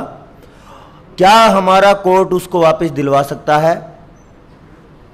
और हमें लड़ाई लड़नी है तो किससे लड़नी है? सरकार तो 5 साल की होती है, तो जिम्मेदारी कौन लेगा? ऐसा है, आप पहला सवाल बताइए। ये सोना से संबंधित हाँ, है ना? लाखों टन सोना जो इंग्लैंड में गया है, हाँ हाँ हाँ, वह आ सकता है कि नहीं आ सकता है? मैं बता रहा हूं। देखिए, वो राष्ट्र की सिक्योरिटी मनी है और सच्चाई ये है मित्रों, मैं आप लोगों से बताऊं कि कागज में भारत कहीं भी आजाद नहीं है। इसको आप याद रखना। हम 15 अगस्त को झंडा फहरा लें, खूब खुशी मना लें, ये एक अलग बात है। लेकिन सच्चाई ये है, लॉर्ड माउंटबेटन और पंडित जवाहरलाल नेहरू के बीच कुर्सी सत्ता के आदान प्रदान का, कुर्सी के आदान प्रदान का ही समझौता ये हुआ था और पूरे देश में ढिढोरा पीटा गया, आजाद हो गया, देश आजाद हो गया। मैंने जो अब तक खोज की है, ये मुद्रा की खोज में मैंने पूछा था, देखिए ये सिक्का आपका नहीं है, ये ब्रिटिश इंडिया गवर्नमेंट का है। 47 में सत्ता हस्तांतरण किससे होता है? ब्रिटिश इंडिया से, ठीक।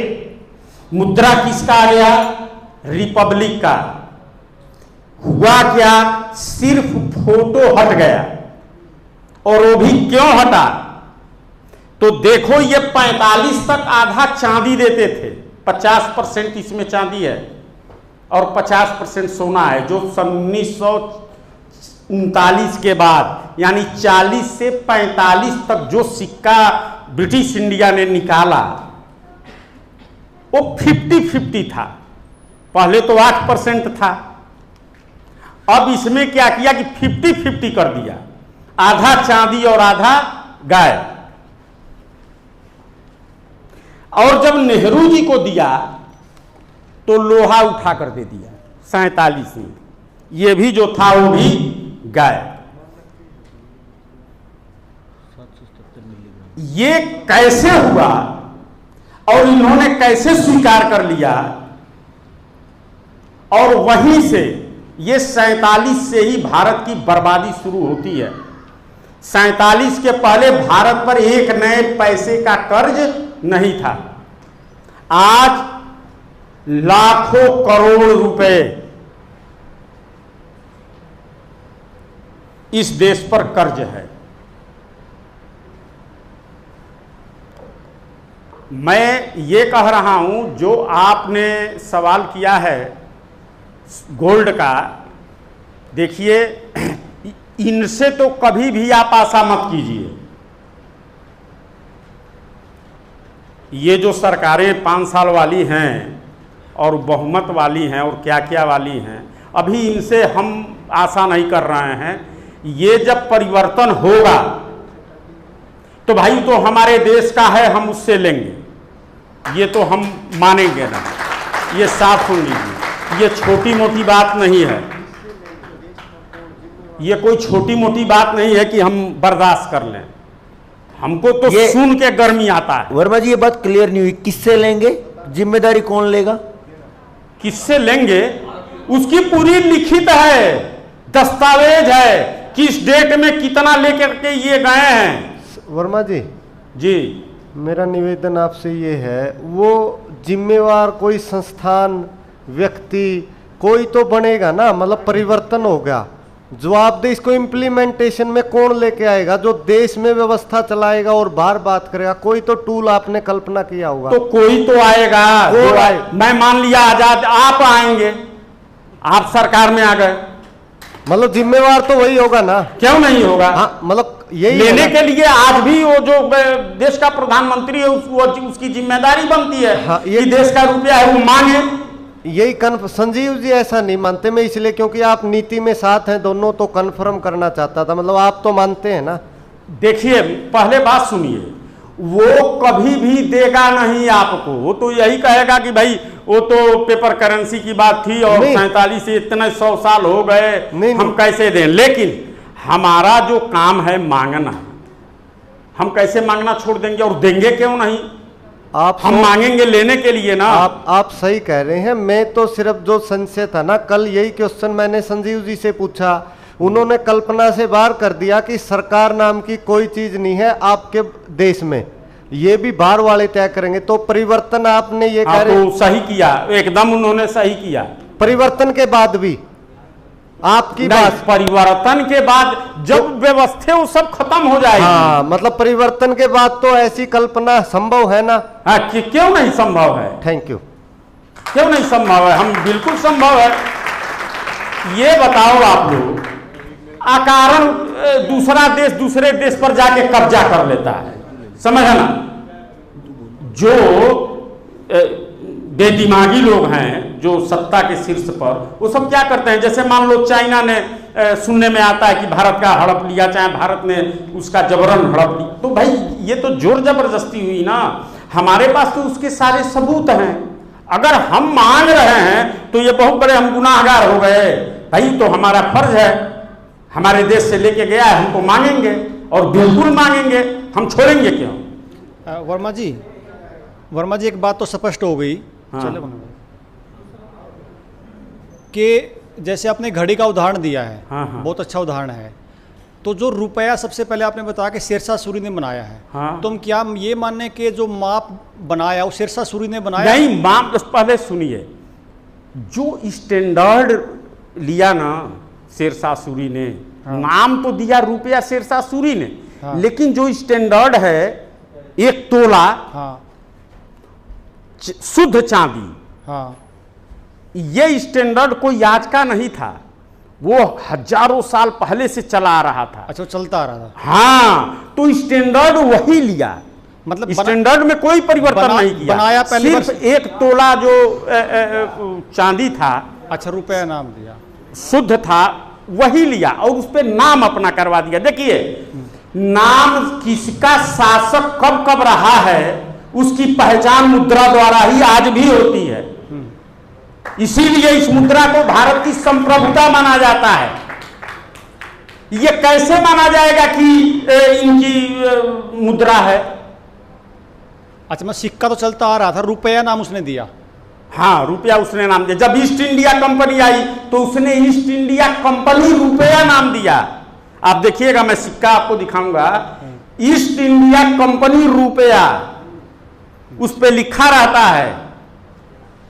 तो और सुन लीजिए, 1862 में जब ब्रिटिश गवर्नमेंट आई तो उसने लिखा गवर्नमेंट रुपया। आज भी रुपये पर उठा के देखिए क्या लिखा है?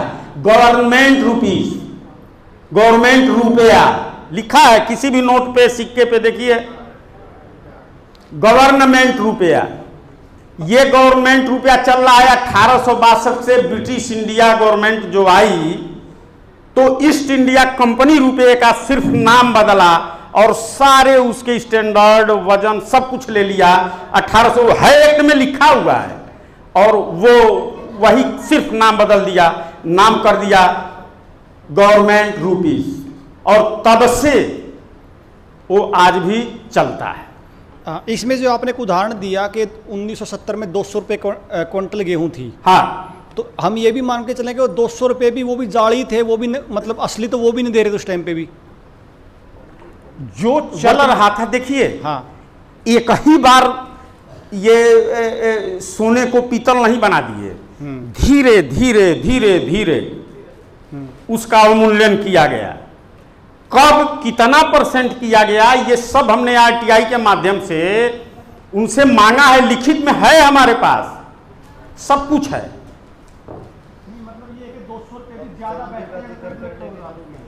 अरे सुनो बाबू, ये भाई साहब, ये जैसे ही आप जितने ही पहले और पहले जाओगे मालूम होगा कि 1 कुंटल उसके गेहूं का दाम समझ लो कि आज फ्री में सब ले लिए, कुछ नहीं दे रहे हैं, वो शून्य है। ये जितना कहा जा रहा है ना, मैं तो सब सुनता हूं किसान नेताओं के बारे में। चाहे हम किसान नेताओं के बीच गए थे, यूपी में बहुत से किसान संगठन हैं, तो हमको लगा कि अब मैं क्या कहूं यहाँ, हमको लगा कि भाई मैं यहाँ आकर के ठीक नहीं किया। वो सब लोग डर गए कि ये तो आ जाएगा तो पूरा हम लोगों का संगठन में खा जाएगा, खत्म कर देगा। मैं सच बता रहा हूं, एक लाइन में मैं आपको बस बता दिया। और हमने कहा कि भाई देखो, हम इसके लिए नहीं आए हैं, हम कोई नेता नहीं हैं, हमको कोई नेतागिरी नहीं करनी है, हमको ना MLA बनना है, ना MP बनना है, ना मिनिस्टर बनना है, ना किसी पद की लालसा है, ना कोई प्रतिष्ठा चाहिए। ये चीज है, आप लोग इसको लेकर के फायदा उठाएं। तो वर्मा जी, इसका मतलब ये हुआ कि अब के बाद जो भी चर्चा करेंगे हम, वो चांदी की जरूरत नहीं है करने की, और गोल्ड स्टैंडर्ड की ही बात करेंगे। मैंने आपको समझा दिया ना कि देखो जो कानून में है उसकी बात करो, फालतू क्यों हम जाए अपना दिमाग इधर उधर लड़ाने। देखो लाफुली जब चलोगे ना तो ला ये सब नहीं देखता है, वो देखेगा कि संविधान में क्या लिखा है। पहले जो था हम लोगों के वहां न्याय होता था, न्याय। अब क्या होता है? फैसला होता है। अब न्याय नहीं होता है, फैसला होता है। फैसला कैसे होता है?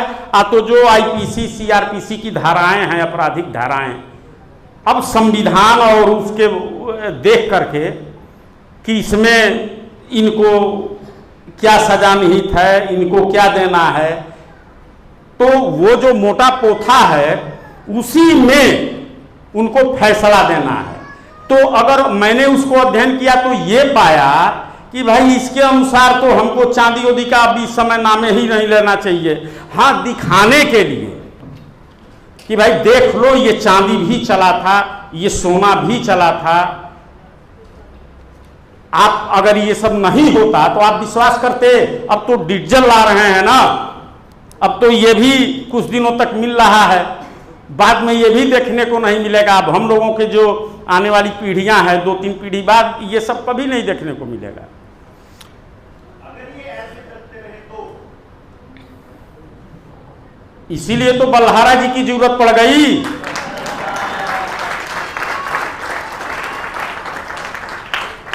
भाई आज अगर ये नहीं होता तो बल्हारा थोड़े ना हमको खोजते हुए गए, मैं खोजते खोजते बल्हारा के पास गया कि भाई ले लो ये। वर्मा जी जी, एक सवाल है, जो लखीमपुर खीरी वाली जो बात आप कह रहे हो, हाँ, वो कितने अमाउंट का मामला है टोटल? ऐसा है, सुनो, वहाँ सैकड़ों किसानों का, हजारों किसानों का, मैं समझ रहा हूँ कि वो सैकड़ों में थे, उन सबकी ये चीज़ लगाई गई थी, ये आवेदन। और आवेदन जो आजकल लग रहा है वो वैसा नहीं था, वो बिल्कुल साधारण सा था, और उतने में ही हल्ला मच गया। अब तो उसके सारे अनुभव लेते हुए जो असली वो क्या कहते हैं घी निकला है, वो सब आप लोगों को दिया जा रहा है। आप घी मक्खन खा रहे हो बैठे बैठे। ये जो सवाल है अगला सवाल सिद्धांत से थोड़ा अलग है। हाँ, वो ये है कि आप सब कागजी कार्रवाई और कोर्ट के नियमों के अनुसार, सिद्धांतों के अनुसार गए हो, तो आपको जेल हुई इसके बारे में जानने की इच्छा कई साथियों के मैसेज हैं, कई साथियों के सवाल हैं। ऐसा है, देखिए जेल में हम लोग अगर बंद थे तो जेल में भी जेलर बेचारा हम लोगों से बड़ा परेशान रहता था। हमारे साथ लगभग 6-7 लोग बंद थे, लगभग 22 दिन 21 दिन रहे। तो हम लोगों को अलग लेकर के किनारे 1 दिन 2 दिन देखा, और उसके बाद से अलग किनारे लेकर के कर दिया गया कि भाई आप लोग नेताजी उधर जा कर के रहिए, आराम से आप लोग पड़े रहिए, क्योंकि हम लोग वहाँ गलत नहीं होने देते थे। और जेल में जो हम लोगों ने आँख से देखा तो लगा कि यहाँ की हालत ठीक नहीं है। तो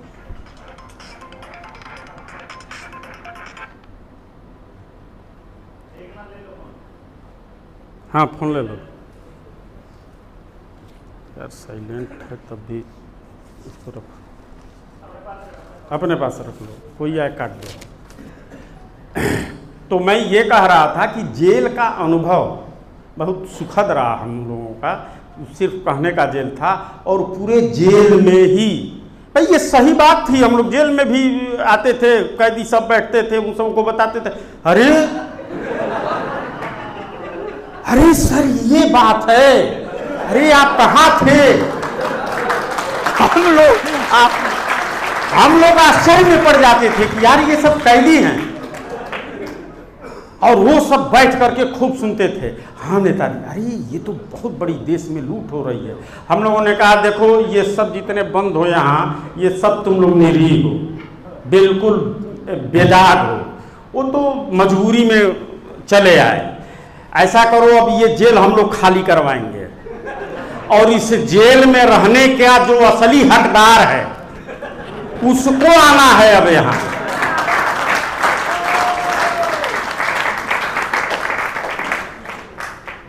ये सही बात है, वहाँ जेलर भी बहुत परेशान थे। तो बाद में हमने उनको समझाया कि सर हम लोग ऐसी बात नहीं, ये बात है। वो जेलर भी सुना बेचारा, वो भी अरे देखो भाई हमारे जेल में। तो अब उसके बाद से सब फ्री कर दिया गया कि आप लोगों को जैसे इच्छा हो वैसे रहिए, लेकिन ये सब काम उचित नहीं है। हमने कहा सर हम लोग कुछ नहीं करते हैं, तो हम लोगों को अब अलग अलग बैरकों में भेज दिया। हमने कहा लो विनाश काले विपरीत बुद्धि, पहले हम लोग एक जगह थे, 2-4 आते थे, अब प्रभु को और कुछ मंजूर है तो उसने हर बैरक में भेज दिया। हम लोगों ने कहा बहुत बढ़िया, अब जो बाकी था वो भी पूरा होगा। तो अब सब लोग एक एक बैरक में ले लिया, पूरे बैरक में तहलका मच गया। आप सोच लीजिए, हर बैरकों में। अरे 7 बैरक में हम लोग पहुंचे, 7 बैरक में चर्चा चली, बात चली, और सब लोग एकदम खुश। आज सब वहाँ पट गया। जिस दिन हम लोग निकले वो बेचारे सब स्टाफ वाले, जाइए आप फिर मत आइएगा, दोबारा मत। चलिए वर्मा जी आप बैठ सकते हैं, अपना ही घर समझिए। हाँ चलिए। और पानी दे दीजिए वर्मा जी को, काफ़ी समय हो गया होगा। क्वेश्चन आगे पूछते हैं हम। 2011 में जो एक्ट में बदलाव किया गया था, हाँ, उसमें क्या क्या बदलाव किए गए थे ये जानना चाह रहे हैं साथी। और आपने पेपर्स के बारे में पूछा है, उसकी आपको ज़्यादा चिंता करने की ज़रूरत नहीं है, वो जब समय होगा तब आपको मिल जाएगा, उसका जवाब मैं ही दे देता हूँ। बाकी जो एक्ट में क्या बदलाव किए वो बताइए। मैं 1 मिनट बता दूं एक चीज़। देखिए पेपर्स के साथ दुरुपयोग की वजह से वो किसी को नहीं दिया जाता है। हाँ, कुछ पेपर्स दिए जाते हैं, जैसे जो लगाना होता है दस्तावेजों में, वो तो हम लोग दे देते हैं, लेकिन कुछ पेपर्स ऐसे हैं कि वो आपके काम लायक नहीं हैं, वो सिर्फ कोर्ट के काम लायक है, वो बड़े बड़े जब डिस्कशन होंगे उसके काम लायक है। आप क्या समझोगे? और आपकी इसकी क्या जरूरत है? आपको तो यह प्रत्यक्ष प्रमाण जो देखने सुनने को मिल रहा है यही बहुत है। हाँ सर, क्या आपने 2011 एक्ट की बात आई? देखिए, इसमें मोटा मोटी मैं बता दूं, किसी भी गवर्नमेंट को, बहुत ध्यान से सुनिएगा, ये आपको जरूरत पड़ेगा, और 2 लाइन की बस बात है, किसी भी गवर्नमेंट को संसद को कानून बनाने का अधिकार है, इससे इनकार नहीं किया जा सकता। और गवर्नमेंट कोई भी कानून ला सकती है, बना सकती है, मैं ये भी मानता हूं, लेकिन एक गवर्नमेंट नहीं, पूरी दुनिया की गवर्नमेंट अगर मिलकर के चाह दे कि सिद्धांत को बदल दिया जाए तो यह कभी भी नहीं हो सकता है। जैसे सूर्य पूरब से उदय होता है, पश्चिम में डूबता है, संसद में यह पास करवा दिया जाए कि साहब पश्चिम से उदय होता है और पूरब में डूबता है, तो क्या हो जाएगा? अब सूर्य पश्चिम से उदय होगा, पूरब में डूबेगा। सूर्य पृथ्वी की सूर्य की परिक्रमा पृथ्वी 365 सही 1/5 दिन में करती है, 1/4 दिन में। हम आपसे पूछना चाहते हैं, अगर संसद में यह पास कर दिया जाए कि साहब 200 दिन में पूरा करती है, तो क्या अब 200 दिन में पूरा करने लगेगी? तो मेरे कहने का मतलब कि स्टैंडर्ड स्थिरांक होता है, वो कभी घटता बढ़ता नहीं है। और जब रुपए का एक्ट बना है तो बिना मानक का कोई एक्ट हो ही नहीं सकता। जैसे हम मानव हैं, कोई पूछे कि अच्छा एक बात बताइए, आपका स्टैंडर्ड क्या है? पूछ सकता है कोई कि भाई आपका स्टैंडर्ड क्या है? तो हमारा स्टैंडर्ड प्राण है। प्राण जब तक है तब तक हमारा अस्तित्व है। अभी प्राण निकल जाए तो इस बॉडी में कुछ कमी नहीं होती है, एक एक रोआ गिन लो, सब उतना ही रहेगा। लेकिन वह प्राणवायु जब निकल जाती है तो लोग कहते हैं मट्टी हो गया, जल्दी घर से बाहर करो। हाँ, उसी का लड़का कहता है जल्दी घर से बाहर, और ले जाकर के अपना अंतिम क्रिया कर देता है। ठीक उसी तरीके से रुपए की आत्मा उसकी स्टैंडर्ड है, उसकी क्रय शक्ति है। और क्रय शक्ति क्या है? या तो स्टैंडर्ड है। बिना स्टैंडर्ड का कोई रुपया बन ही नहीं सकता। इन्होंने जो 2011 बनाया है उसमें कोई स्टैंडर्ड नहीं है। तो ये तो बस जाने भर की देरी है, परिवर्तन में देरी नहीं है। आपका कहने का मतलब ये हुआ कि जो रुपए की आत्मा थी उसका स्टैंडर्ड वो निकाल दिया, तो अब रुपया मट्टी हो चुका है और वो हमको मट्टी दे रहे हैं और कह रहे हैं कि ये रुपया है। अब एक सवाल आपका व्यक्तिगत है, बहुत वैसे इस पर अलग से चर्चा करते तो ठीक रहा, इस पे काफ़ी लंबी रही है हमारी चर्चा, लेकिन फिर भी हम बहुत बता देते हैं कि आपकी यात्रा की शुरुआत कैसे हुई, थोड़े शब्दों में, ज़्यादा नहीं। हमारी यात्रा की, हाँ, जो इस यात्रा में शुरू किया कि आपके दिमाग में पहली बार कब आया? क्योंकि आप तो सुनार थे, आप तो सोने के साथ ही आपका उलट पुलट सुलट चलता था, तो वो सोना छोड़कर रुपये के पीछे कैसे भागे आप? और फिर कह रहे रुपये वालों को कह रहे रुपया छोड़कर सोने के पीछे भागो। ऐसा तो आप, और दूसरा सवाल पूछा है क्या आप अर्थशास्त्री रहे हैं पहले? ये अर्थशास्त्रियों को ये चीज पढ़ा दी तो भाई साहब देश में क्रांति ना हो जाएगी। चलिए, और कितना मुश्किल रहा आपका सफर? ये 3 सवाल इस एक सवाल में है। मैं यात्रा कैसे शुरू हुई, बहुत शॉर्ट में? देखिए, यात्रा की शुरुआत हम थोड़ा सा इसमें कटौती करेंगे कि यात्रा की शुरुआत को छोड़िए, ये सब आपको मालूम हो जाएगा। 96 में, सन 1996 से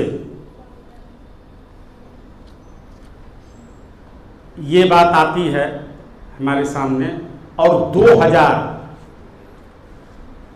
लगभग 2000 से मैं इसमें, सन 2000 से मैं इसमें सक्रिय होता हूँ। हमारे कुछ साथी मित्र होते हैं और हम लोग इसमें,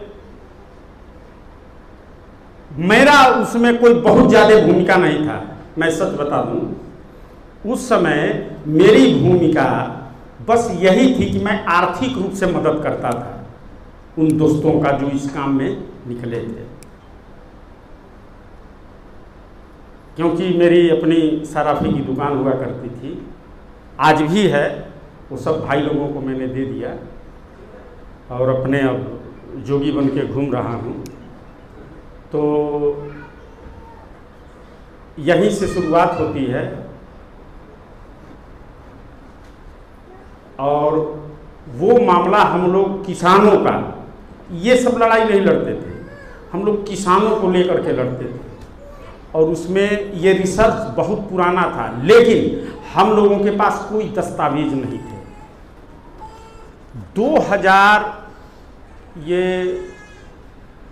2006-7 की घटना है, हम लोग सुप्रीम कोर्ट लेकर के पहुंच गए और उस समय ऐसा काम किए थे कि भारत सरकार के ऊपर FIR दर्ज किया गया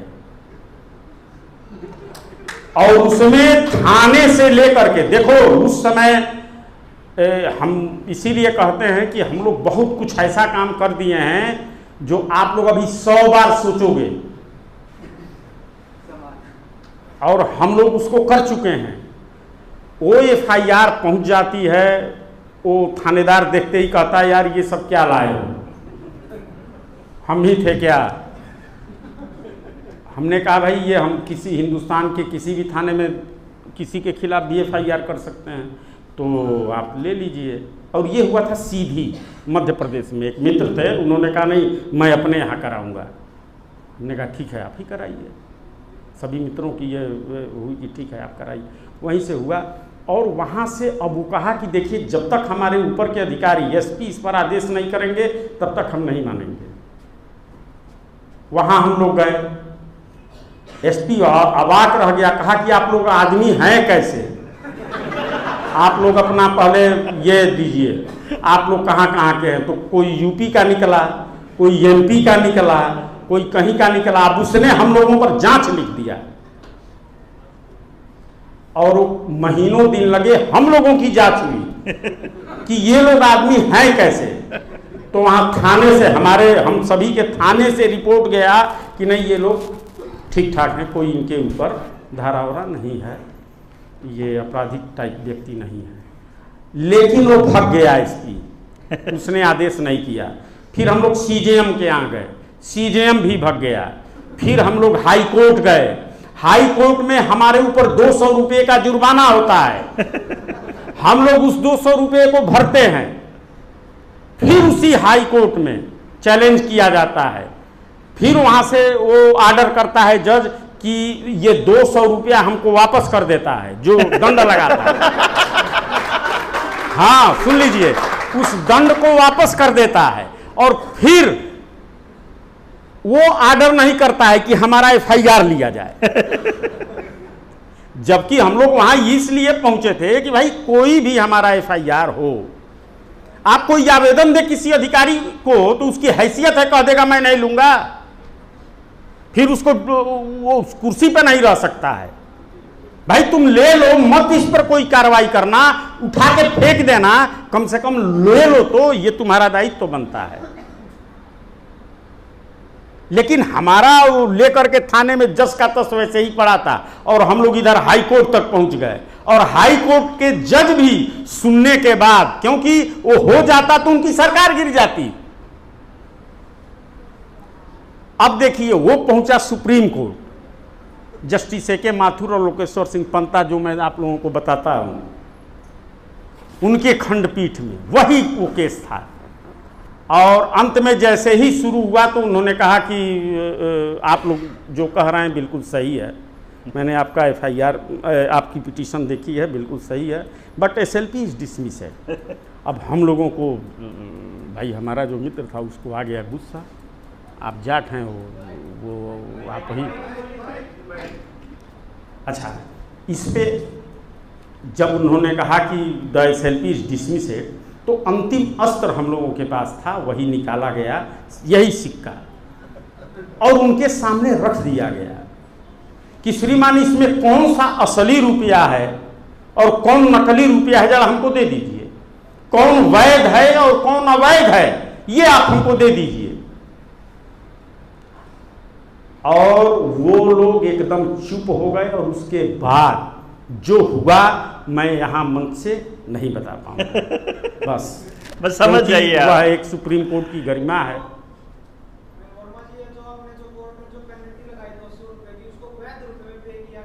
नहीं, इन्होंने नहीं, सुनो, ऐसा है, अभी यहाँ वैध अवैध की बात नहीं थी, अभी तो एप्लीकेशन लेने की बात थी। वो जब एप्लीकेशन लेंगे तब ना हम वैध अवैध की बात करेंगे।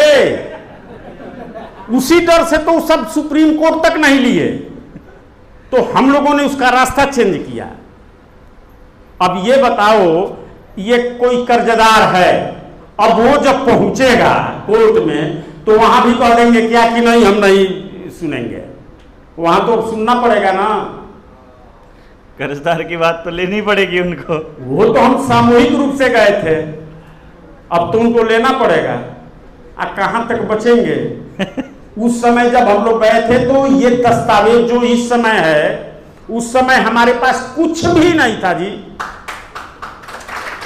और इस समय किलो में है दस्तावेज हमारे पास, किलो में। 1, 2 और 5, 10 की मैं बात नहीं कर रहा हूं, अगर उसकी फोटोकॉपी करवा दिया जाए तो इतना होगा दस्तावेजों की। और सब हमारा नहीं, सब रिसर्चरों का अपना अपना रिसर्च है, और जो ITI है उसका अलग है, और राष्ट्रीय अभिलेखागार और वहां से निकाला गया अलग है।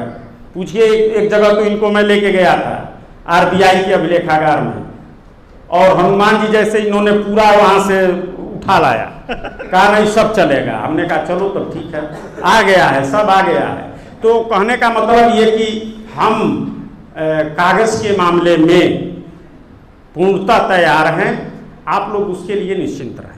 बस एक कमी है जो मैंने बल्हारा जी से बताया है, कहीं बाहर एक रिसर्च, मेरी इच्छा है, हालांकि हो या ना हो वो कोई बहुत बड़ी चीज़ नहीं है, लेकिन अगर हो जाती तो और बढ़िया होता है। हो जाएगा, आप चिंता मत कीजिए, इतने लोग जुड़ रहे हैं, सब होगा। जहाँ नेताजी ने सिंगापुर में कुछ काम किया था, वो लेकर के आना है, उस पर भी काम चल रहा है। आप वो जो संजीवनी बूटी लेने गए थे ये, और फिर हम साथ में थे तो हम पूरा पहाड़ ही उठा लेते थे। ये उसकी बात बता रहे हैं। वो डायरेक्टर को भी ये लगा कि इनको जल्दी से यहाँ से निकाल। डायरेक्टर, एक बात जान लीजिए कि वहाँ डायरेक्टर बहुत प्रभावित था, और मुझे नहीं लगा कि ये सारे मिल जाएंगे। और जब इन्होंने हमसे कहा कि अरे आप सबकी बात करो, कह दो नहीं पूरी ये दे दे, तो हमने कहा वो देते नहीं है सर। तो कहने में क्या जाता है, आप कह के तो देखिए। क्योंकि वो बहुत सम्मान किए हमारा, जो डायरेक्टर हैं बहुत मानते हैं, बहुत अच्छे आदमी हैं, व्यवहार कुशल हैं। तो मैंने उनसे कहा कि सर ऐसी बात है, आप सब दे दीजिए। हाँ वर्मा जी ले लीजिए, सब आप ले लीजिए। हमने कहा अरे बाप रे बाप, ये क्या सुन रहा हूँ। बस तुरंत हम लोग भरे, और उन्होंने कहा ये दे दीजिए, वो दे दीजिए, सब उनका डिमांड जो भी था पूरा किए, और काम हो गया। तो ये तो मैं बल्हारा जी को मानता हूँ कि ये हनुमान जी हैं, पूरा पहाड़ में उठा के लेके चले हैं। तो अच्छा, भूख तो नहीं लगी होगी ना? व्रत रख लें फिर आज, और जो खाना बन गया उसको ठंडा कैसे? नहीं खाना अभी ऐसा करते हैं, व्रत करेंगे कल, है ना? वो एकादशी का था कल, बीते हुए कल, तब रखना था अपने को, लेकिन कल रखेंगे अपना व्रत। आपने अनुमति दे दी है।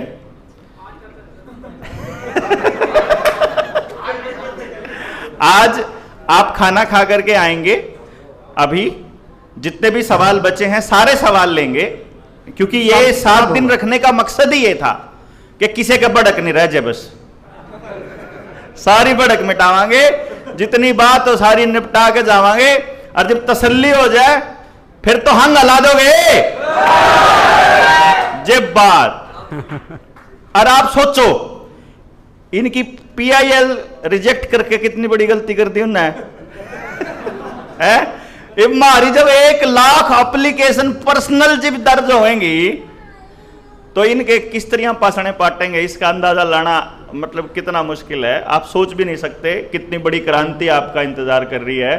आप बस तैयार रहें, और जो बीमार रहें, नहीं बीमार ना रहें, जो बीमार हो गए हैं भोजन करके फिर से मजबूत हो जाएं, और दोबारा से हम लोगों को झेलने के लिए 2:30 बजे हम यहाँ पर दोबारा से मिलते हैं। अभी कितना टाइम हुआ है?